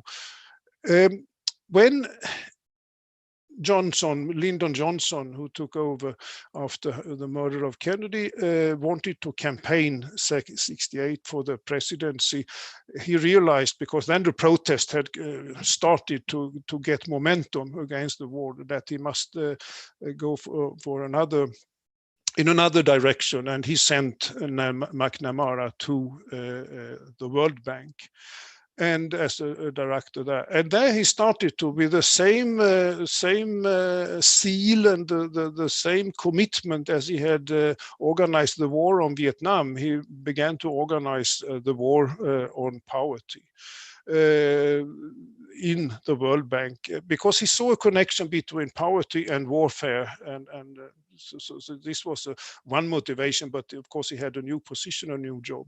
And in 1973, he made a statement and a declaration that until 2000 we should eradicate poverty on Earth. And this was the problem. And this was in that capacity that Jan Ponk turned to McNamara and said that we need to do something in this stagnating situation when nothing happens, because nobody will be happy with it. And he suggested that they should organize or set up a commission of independent people. And the model was a commission which McNamara had began his work in the World Bank with, the Pearson Commission, exactly to make an investigation of what did a development mean really. But that was a commission under the World Bank and was already suspect in the Third World because of that. And it was only white male people in the commission. There was one colored, but that was all. So now Prong said that it must be an independent commission. It cannot be in the sphere of the World Bank, because the whole Third World would then suspect it to being just a new instrument to dilute the protest. And it should be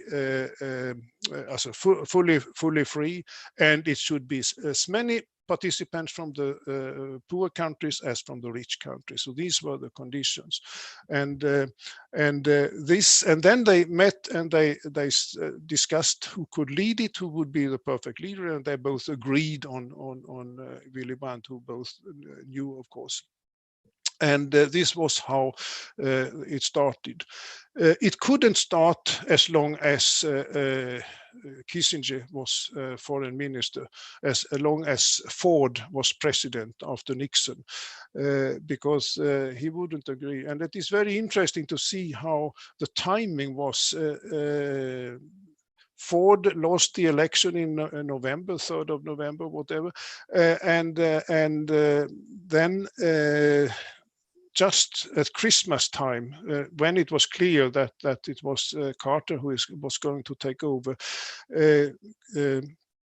McNamara got in touch with Willy Brandt and asked him if he was prepared to do this. And Willy Brandt took some time, but he saw this as a challenge in his particular situation. Then after he had left the government, and I think he saw this as a challenge which he could combine with his new presidency of the Socialist International.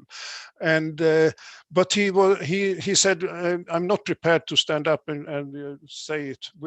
You are not allowed to give my name for this, but you can reckon on me.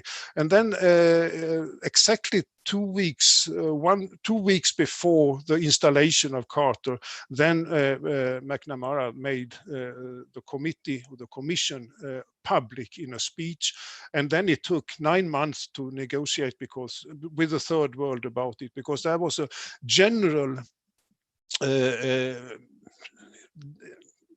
concern about what this new commission was about.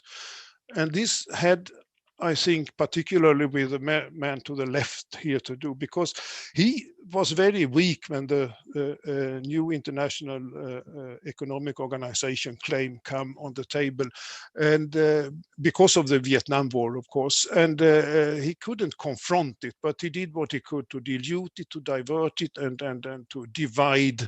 And it was easy to divide because there were the poor countries then who had oil and those poor countries who didn't have oil, and this was the card he played, and therefore it was a concern when the commission, before the commission could start.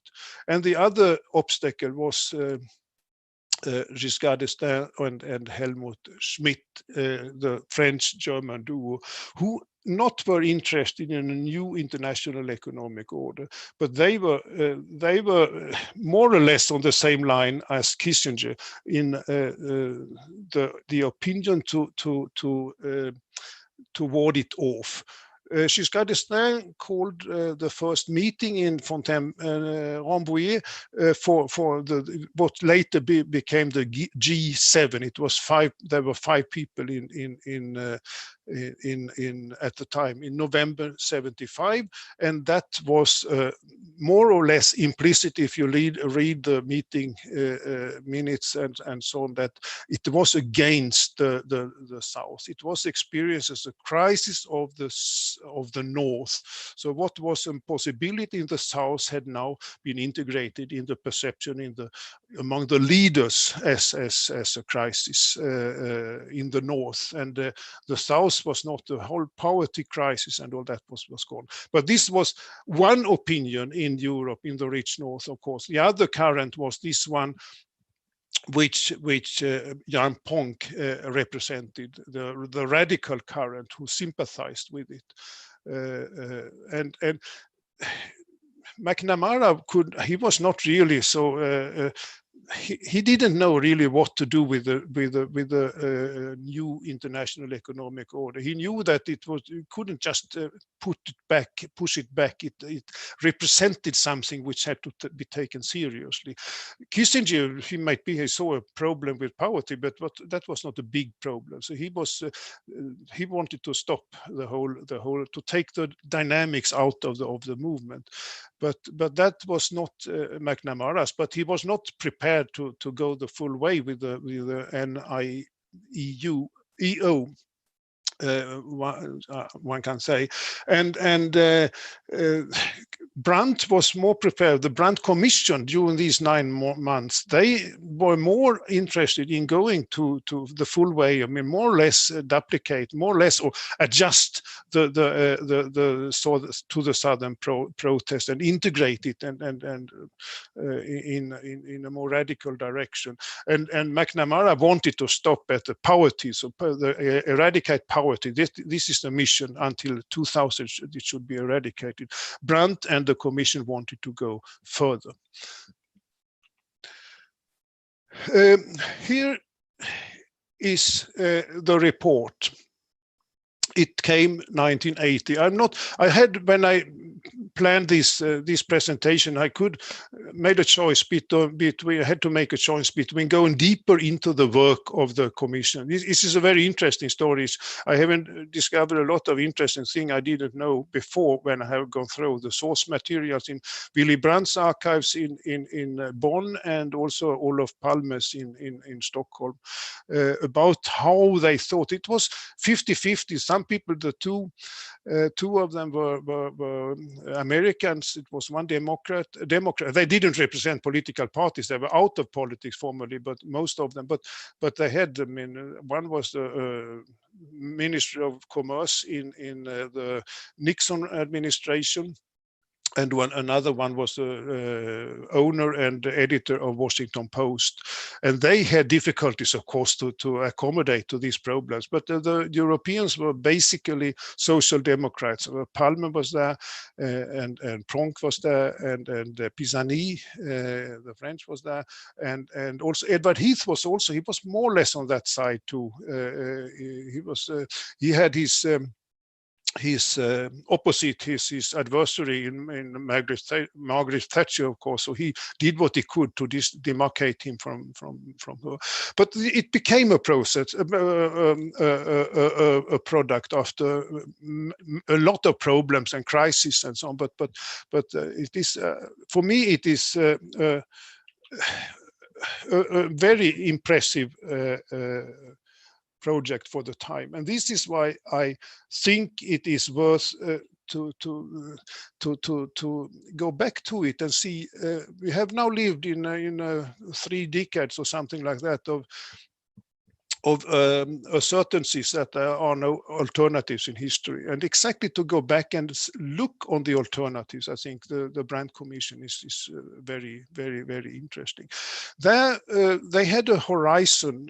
It was a vision. It was a visionary report, and there was a horizon 2000. That was the times they looked for, and they drafted a new monetary world order around a World Development Fund, which should, they said, okay, IMF and the World Bank should be stay on, but they were not the new focus anymore. The center of the new, that was the new World Development Fund, and this should be financed by an international taxation. And they made proposals of what they could taxes on travel, on trade, on a lot of things.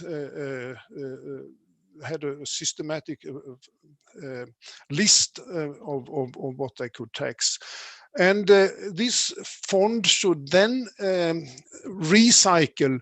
It should then be the center of a global redistributive Keynesianism from the rich to the poor, where the poor should also, in a kind of Marshall, there's a combination of Keynes and Marshall here. They should industrialize, they should be able to give value, have value added on their products, and then the things should start moving. And it should also be a clearing between deficits and surpluses, not like in the Bretton Woods order, but that is another thing. But he was what Keynes had said already in Bretton Woods, which the Americans refused to agree to. That was that instead of dollar, there should be a world currency in order to make this deficit surplus clearing possible. And they also had a very much of the Club of Rome debate in it, the renewable energy resources, and a new code of conduct for the multinational companies. And the crisis horizon, that's at the end, they had a crisis horizon. They had an emergency program. This was a long-term program here. And they had a crisis horizon, what immediately had to be done. When I'm just finishing now, I have 2 minutes. 2 minutes is okay. Okay. Yeah, that's fine. Yeah. This report, it was sold in it was sold, I think, and distributed in 350,000 copies. Most of them in the rich world, of course, ironically meant, and translated into 21 languages.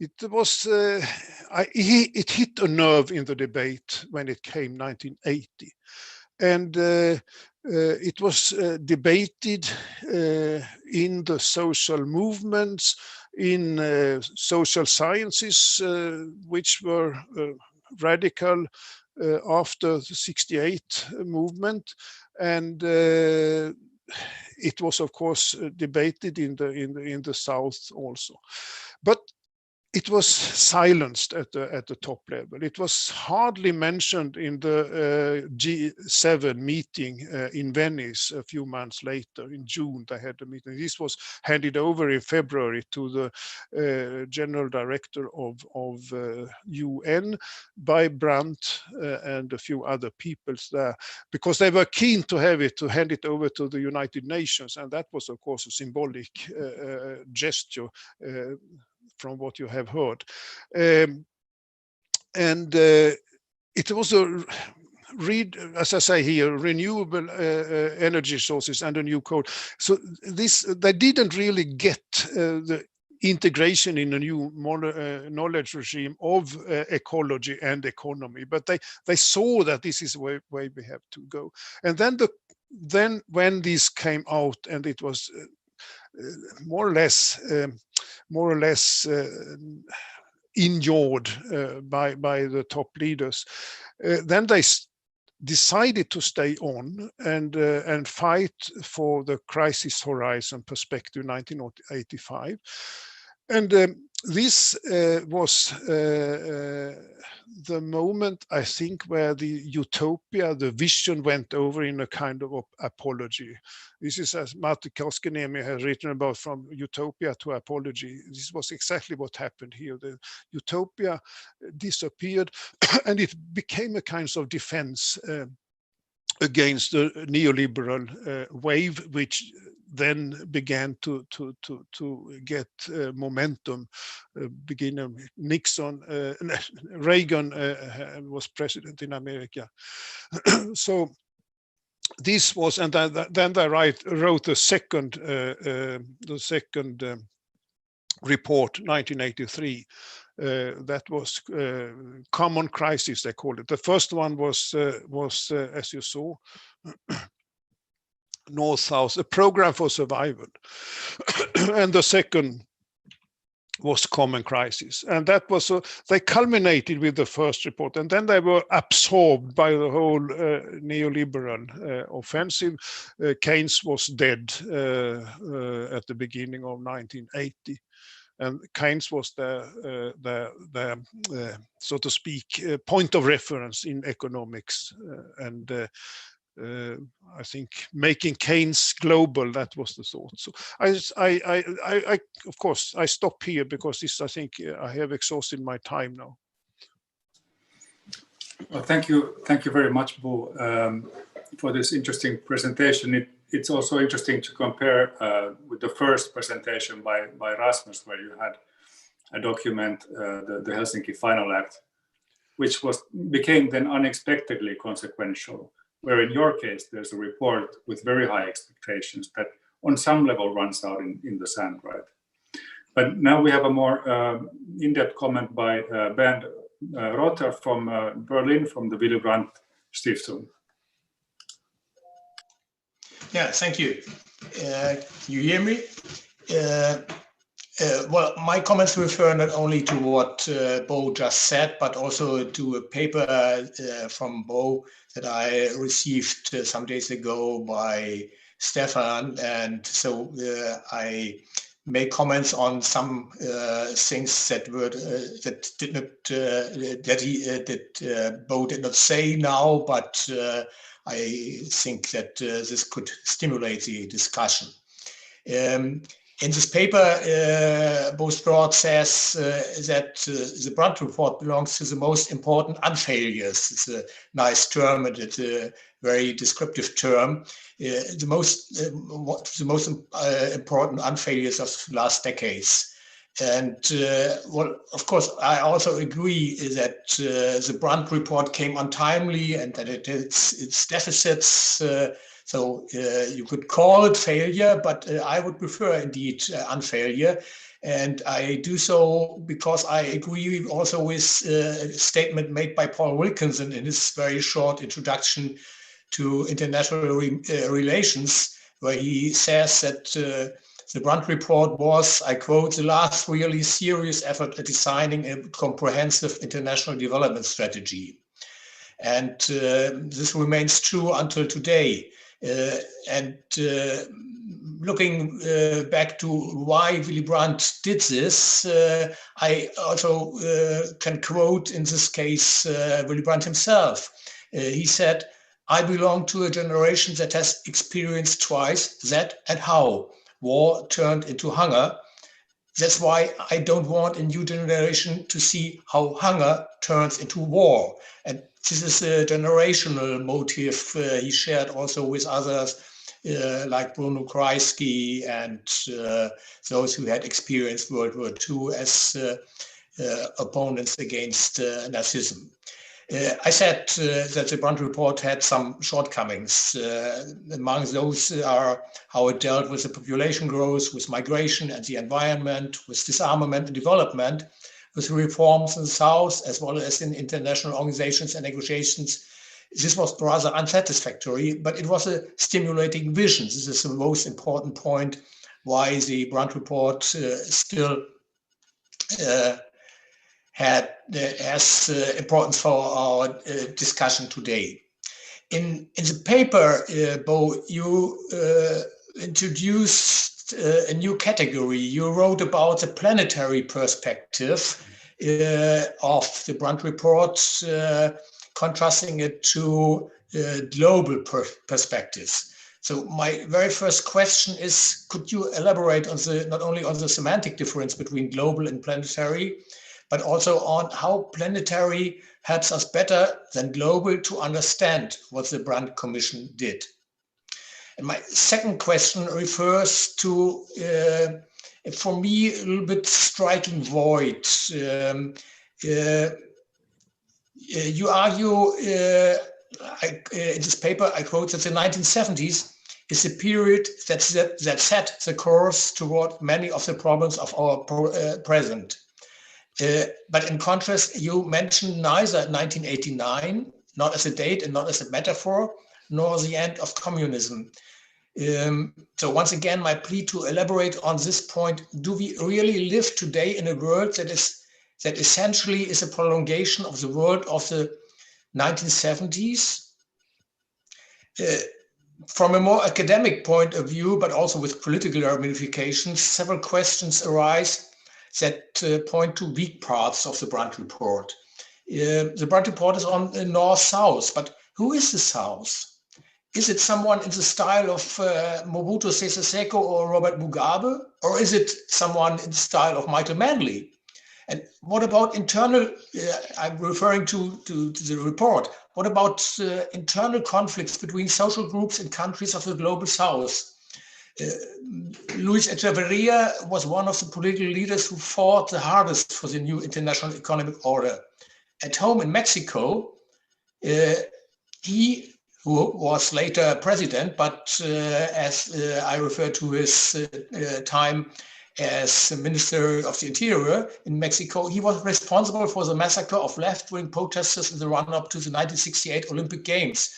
And on the other hand, as I mentioned, he was one of the proponents of the new international economic order. Last point, today we are confronted with a new social, economic and political model, the Chinese model, that could be described as Chile under Augusto Pinochet on a superpower level. Economic miracle, but in terms of social justice, or better injustice, old Manchester style. Replace England with China in Friedrich Engels, the condition of the working class in England, you have the perfect description. As a Democrat, I say that this is the most important challenge now and for years. And does the Brandt report have the potential to stop the global South from following the Chinese model? Yes, that is. Thank you very much, Brandt. It's an excellent comments, and this demonstrates that and that was never my intention. My intention was more to provoke questions than to really provide answers. But of course, it's not either, nor the one or the other. Is both. But let me begin the question of periodization here. What is important if we look back on the last 50 years of world history? I think the more we look on the present, the less important is the 1989, because after this euphoria which emerged in 1989 has not been redeemed. You see that democracy is on retreat all over the place, and I think this is the framework of my book. You got the prospectus of my book, and this is where I explain where the Brandt Commission comes in as a central point in the book, as an illustration of a broader. The title of the book is The Brandt Commission: The Planetary Perspective: Reflections on Competing Knowledge Regimes and the Global Embedding and Disembedding of Capitalism. So this is the framework of the book I'm writing, and if you see it in this perspective, I think the 1970s is a period we have to go back to see what opportunities were there in this crisis situation. And the crisis situation was exactly caused by the Bretton Woods order. And what they had in mind, that was a brilliant idea, the Brandt Commission. That was this combination, this World Development Fund, because the problem with the whole Bretton Woods idea was that surplus, the idea was in the theory that they should balance each other, surplus and deficit countries. But what happened was that only the deficit countries had to make adjustments. And these adjustments were austerity politics. This is all the way is that. But the surplus countries, they didn't need to do what they were expected to do, what they had to do, would have had to do. That was to invest their surpluses in the deficit countries or to buy more from them. So you would then you would get an this never happened in practice. And then you got the crisis in the 70s, and you got the same crisis in 2008. The only country which could do whatever, deficit or surpluses didn't play any role. They didn't have to adjust to anything. That was the dollar owner. And they just continued to print dollar, and they went from surplus to deficit. And then the whole world invested their surpluses then in the United States. And that was what was the next crisis in 2008, so to speak. That was what Varoufakis has described as the Minotaur. It was the invocation of the Minotaur in that was the dollar absorbing, and you have the next speculation.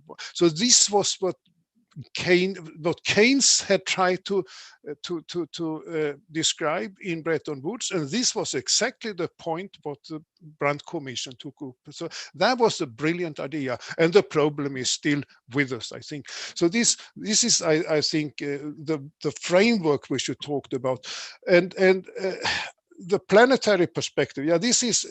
I think Deepesh Chakrabarti in his coming book, it's just, I don't know, it hasn't come, but he's about to finish it, on the Anthropocene and the environment problem and so on. He, and also from another perspective, Akile Mbembe in Johannesburg, who has written about hospitality, and they are both arguing for a planetary perspective, and that means, so to speak, to get rid of the globalization language, so to speak, to get a new perspective and to get more cohesion. And you see the world in a different perspective if you talk about the planet and if you talk about the world as a market. So this is, I think, the conceptualization. And the Brandt Commission used it, and particularly the more or less unofficial spokesman in the Brandt Commission, Sridhar Rampal, he came back and he pushed Brandt all the time and said, stick to the vision. Where is our utopia? All the time. And he used also this, we need a planetary perspective here. So, and Brandt, of course, nobody had to talk to tell him that the need for visions. And he had to suffer for this opinion, as we know, I think. So I think, yes, this is, but thank you for for your comments. And I felt that I should explain the background a bit, but you have got it perfectly. But for those who haven't seen the prospectus. Thank you very much to both of you. This discussion could go on for a long time, and I'm afraid we have to move on to the last presentation, which is by Ana Monica Fonseca, who is assistant professor in history at the ISCTE University Institute in Lisbon. And Ana Monica has focused on Portuguese democratization and relations with German social democracy in particular, and that period more broadly. And today, her title is The Portuguese Socialist Party Between Democratization and the End of the Cold War, National and International Challenges. So over to you, Ana Monica. Okay, thank you so much, Stefan. Thank you. And I obviously would like to begin by saluting and thanking Stefan and Luis Nuno also for the invitation to be part of this webinar. Like Luis Nuno, I'm also very sad that we cannot be together in person in Helsinki. Obviously, that would be even more interesting, but still, I wish to say that I'm very happy to be here in this in this format. Obviously, I also wish to salute all the previous speakers and commentators. It's been very interesting and very intense debate about all those issues. And I'm very happy to say that I'm part of the Nowall project. So I also wish to salute all the partners that are here assisting and participating. So between the process of democratic consolidation in Portugal and the end of the Cold War, the Portuguese Socialist Party went through a process of adjustment to the political challenges it faced. These challenges were both internal, as for example, the severe economic and financial crisis that Portugal lived in the end of the 70s and again in the beginning of the 80s, but also were also external, as for example, the accession to the European Economic Communities. So I will begin in this brief presentation by describing the evolution of the Portuguese situation and then trying to explain the adjustments that the Portuguese socialists did both internally and more or less in the international arena. So the first constitutional elections of the 25th of April of 1976 marked the beginning of the consolidation of the Portuguese democratic regime. In fact, together with the presidential elections of the 27th of June that year, which were won easily by General Ramalho Yanes, who enjoyed the backing of the parties, all the parties' right to the communists, and the local elections, the municipal elections of the end of that year. This was the moment when the democratic institutions began to fully functioning without any doubts regarding the nature of the Portuguese regime. So it was the establishment of the constitutional regime in full functioning. The socialists won the legislative elections with 35%, and as Mário Soares had already decided previously, they formed a minority government which took office in the end of July. These were difficult times for a minority government. The socialists had 107 seats in the parliament against the 73 seats of the Popular Democratic Party, the PPD, and 42 of the Central Democratic, Social Democratic Center, the CDS, which summed together 115 deputies. The challenges were internal and external. On the one hand, the country was in a very difficult economic situation, still as a consequence of the events of the revolution and the nationalizations that affected great part of the financial and economic sectors. Insurance companies, banks, newspapers, several companies, large shipping lines, most public transport, some TV and radio networks, important companies in the glass, mining, fishing, and agricultural sectors were all nationalized during the revolutionary process in Portugal.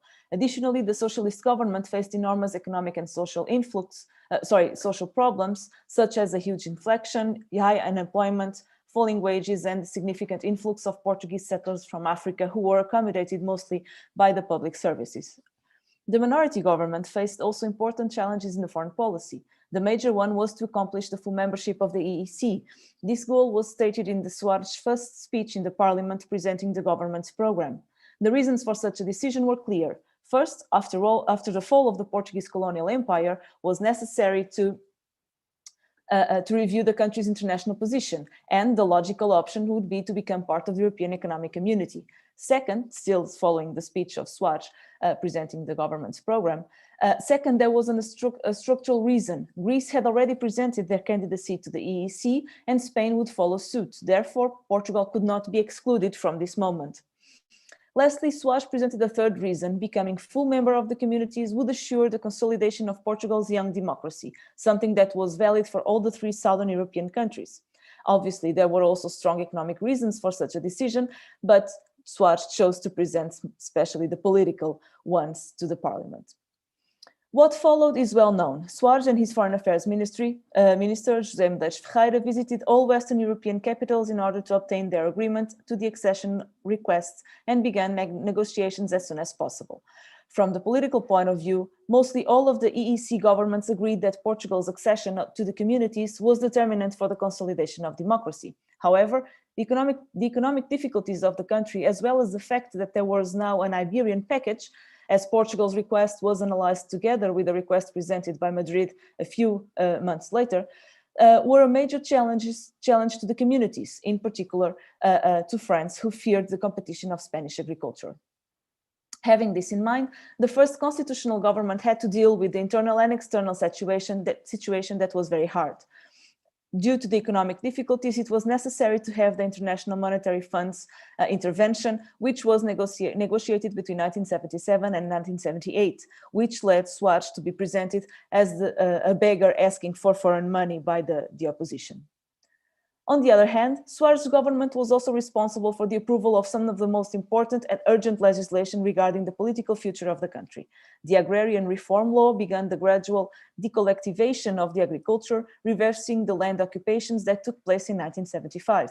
The law of the delimitation of the public and private sectors was fundamental in a time where the state, because following the nationalization policy of 1975, owned or had important amount of shares in almost all sectors of the economy, including many small and middle-sized companies.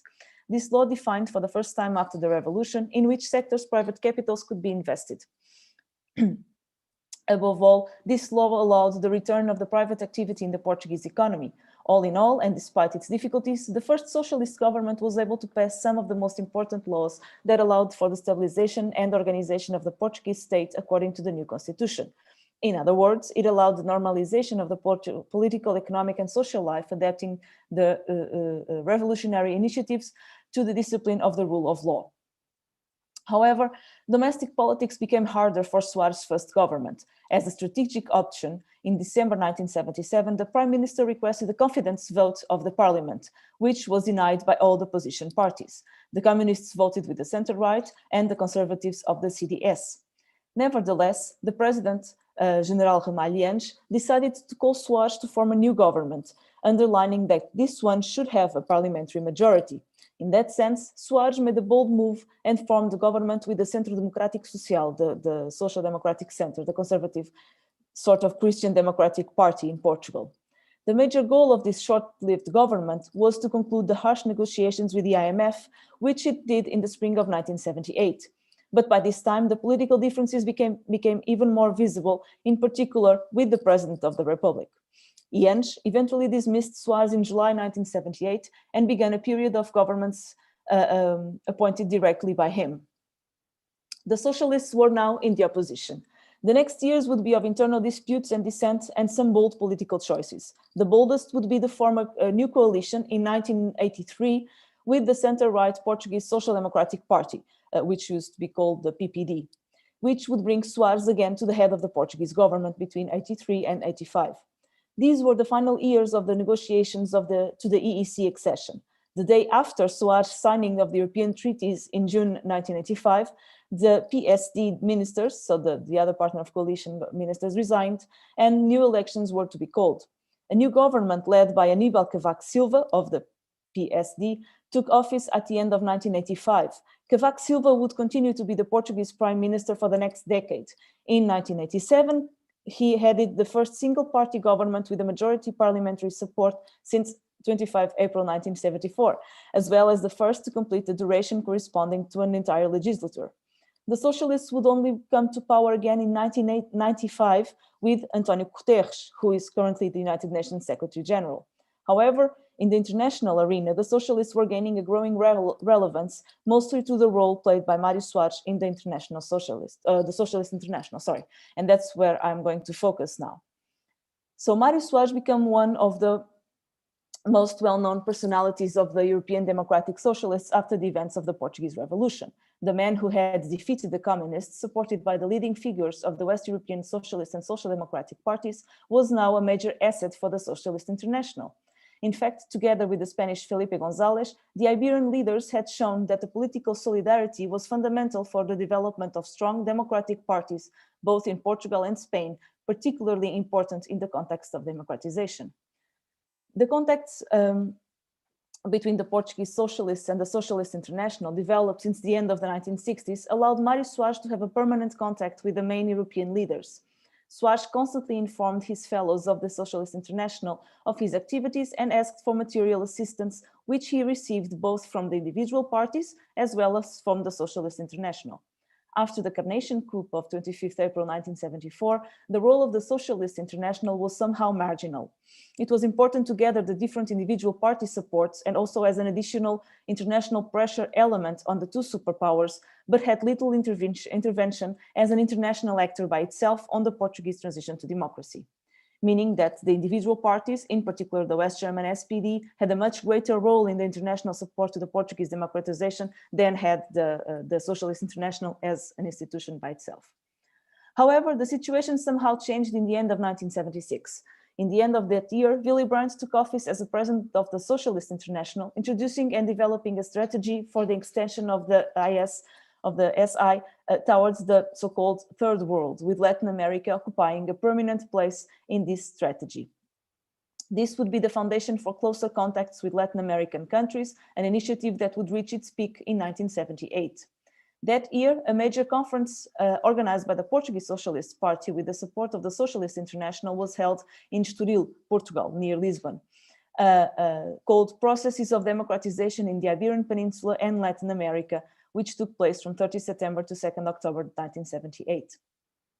It was at that conference that the political personalities from Latin America, who would become main regional partners of the SI, met for the first time. This conference also highlights the prominent position of the Portuguese Socialist Party in this pioneering phase of the promotion of democracy strategy for Latin America by the Socialist International. Early in 1978, Soares led a mission to the SI to Latin America, becoming a speaker of the International towards that world region. To prepare the Estoril conference and following Soares' mission, there was a very discreet journey by a PS socialist representative, Bernardino Gomes, and by a representative of the Friedrich Ebert Foundation, who was Klaus Lindenberg.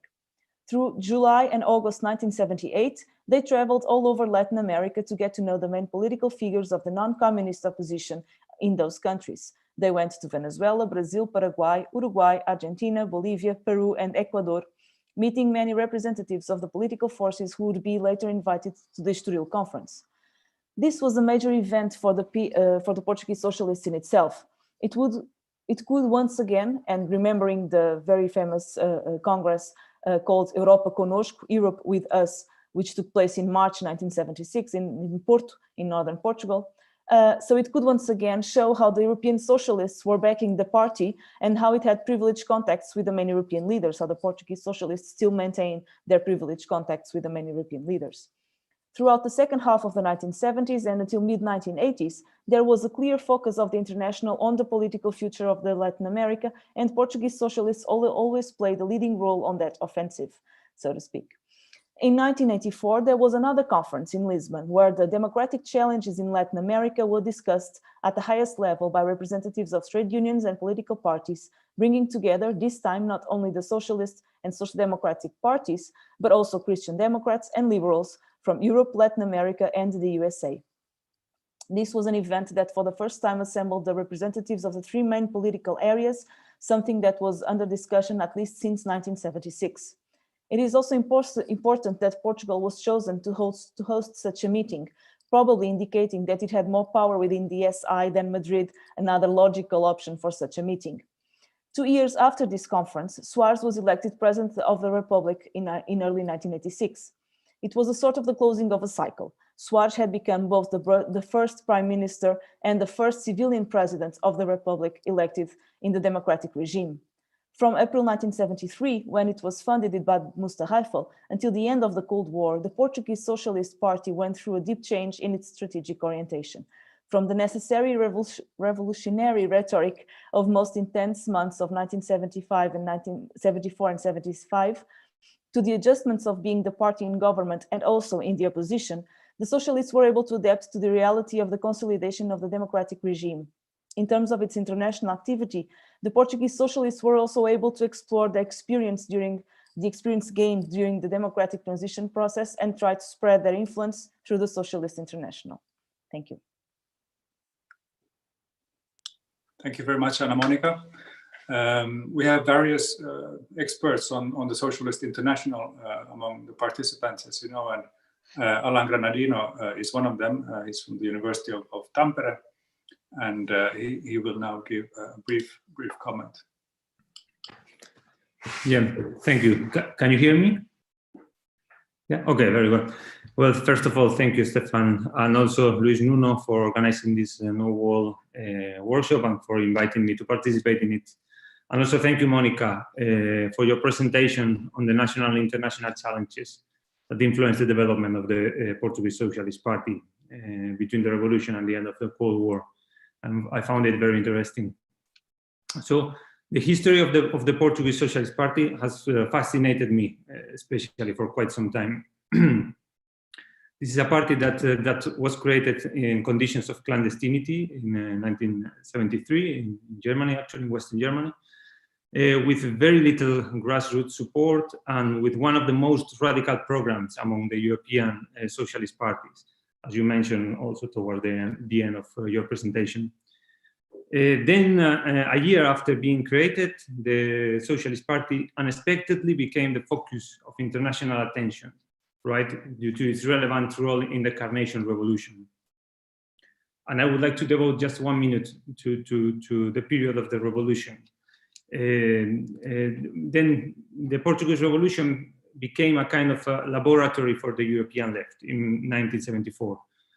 Showing the possibilities and the limits that socialists and communists encounter, not only for marching towards socialism, but also for cooperation or collaboration in Western Europe.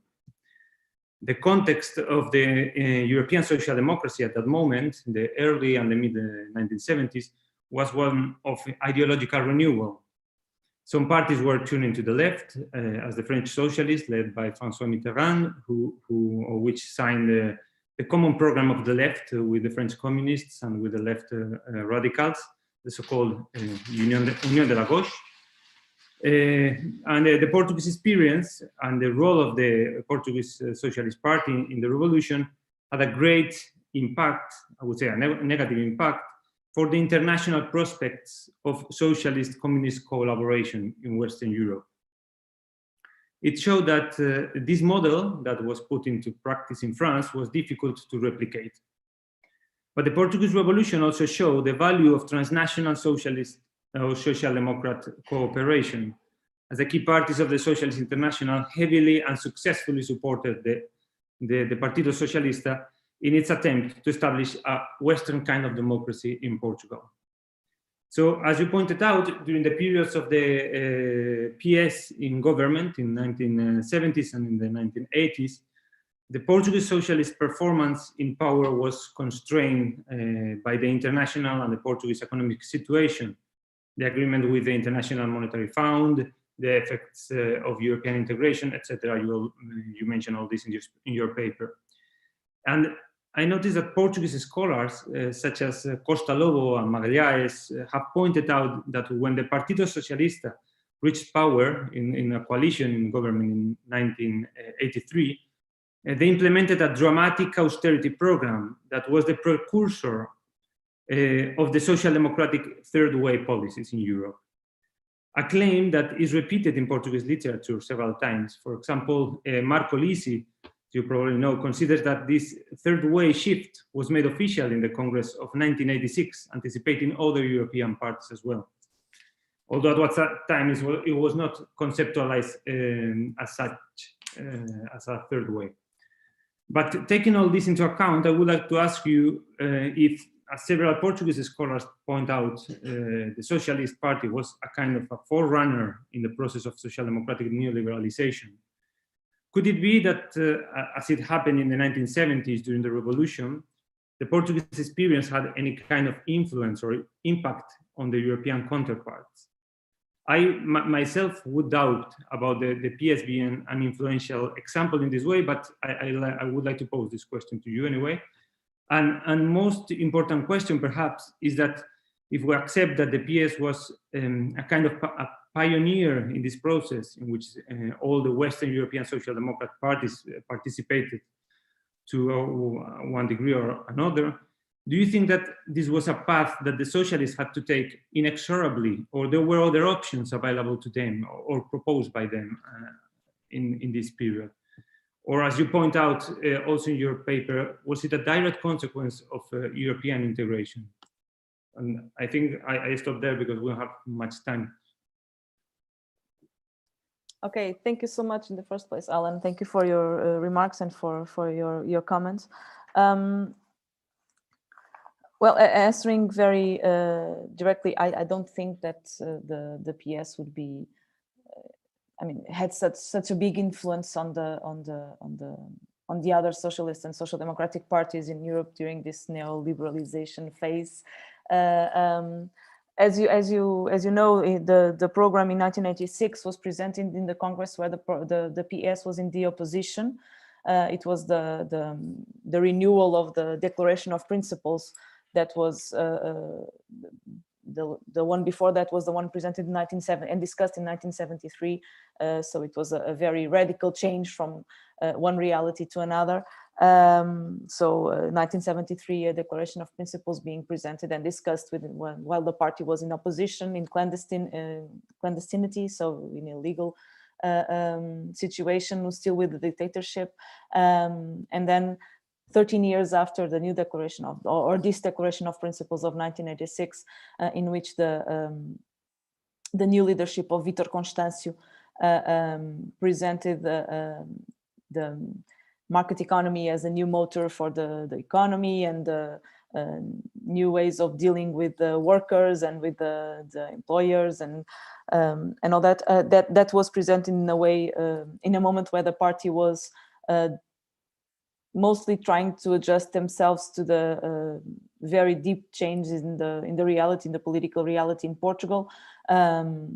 Not only was the party in opposition, as one of the strategies of Vítor Constâncio was trying to deal with PRD, which was the party created around the former president of the Republic, and which was trying to make a strong competition within what we now see. It's the traditional forces of the Portuguese party system. So that program was important in terms of orientation of what the Portuguese socialists wanted to be and how they wanted to be seen. Professor Antonio Tel makes a very interesting, I think it's him, makes a very interesting comparison between Vítor Constâncio and Cavaco Silva, who are more or less very similar in their not political orientation, but in their what they thought about things and how their personality and everything. And so it's interesting that it's more or less a reflection of that, also a reflection of that situation. So very directly, I don't think that the Portuguese socialists had a very big influence in whatever, because they weren't able to apply directly the measures that they were defending. So it's not something that it's identified directly with the role of the socialists in government, because they weren't in government until 1995. So they had to wait and see the changes being done in practice by other forces. And also, I think that it's mostly the need to adapt to the European reality. I do think it's not something that it was. I mean, I must be honest, I'm not totally aware of how the debate around this Declaration of Principles and this program of 1986. So it's something that I should have to go deeper and to analyze deeply to understand the debates around it, and so who were involved and all that. But from the readings that I've done so far, I would say that it was mostly the adjustment of trying to adapt to the whole new reality in the Portuguese reality and the European reality, and the need to reverse everything that had been done since 1974 and all that. So I would say that, but I still don't have much more details.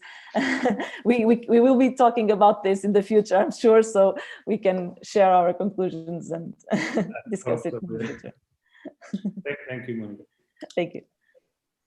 Thank you, Anna Monica. Thank you, Alan, and all the speakers. The point of this webinar was to have a a future-oriented discussion based on this period. And as we've seen, all of these topics are still very much with us. So if to some extent your material, Anna Monica, points towards a third way, well, we're still living dealing with the third way. And we still have to figure out the puzzles of the Brandt Commission. We know from Lars Fredrik Stöcker's talk that the economic exchanges across the Iron Curtain established a position of hierarchy and asymmetry that is still very much alive. And we know from Rasmus Zundagord's talk that human rights is a very complex idea that can be used and misused in a variety of ways. But if this is a future-oriented discussion, let's give the final word to the future. And we have a brief comment by Lauri Ikola, who is a student of political history here in Helsinki, and he's also vice chair of the Young European Federalists in Finland.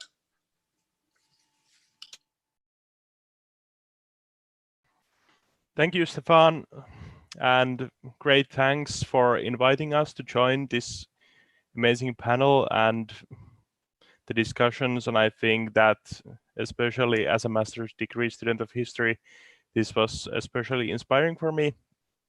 And for those of you who don't know about Jeff Finland, we are a youth organization, NGO, founded in 1997 here in Finland, and we're part of the European movement all across Europe.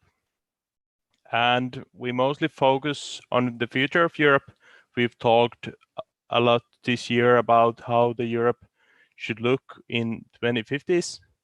But I think that there are 2 points that we have talked a lot during this year that connect to the repercussions that you have talked today.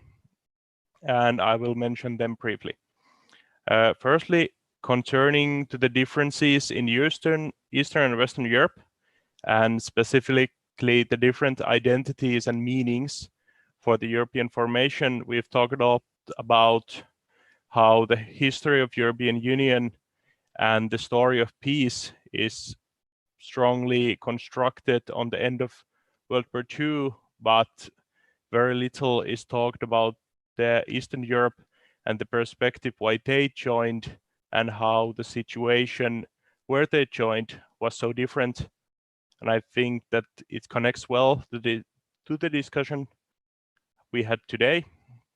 And other point that is even more important, we wish that for the future, the European Union could be a force that protects cooperation, working together for the planet, for improving human rights globally, and working for greater goals like the Brandt Commission in terms of global development aid.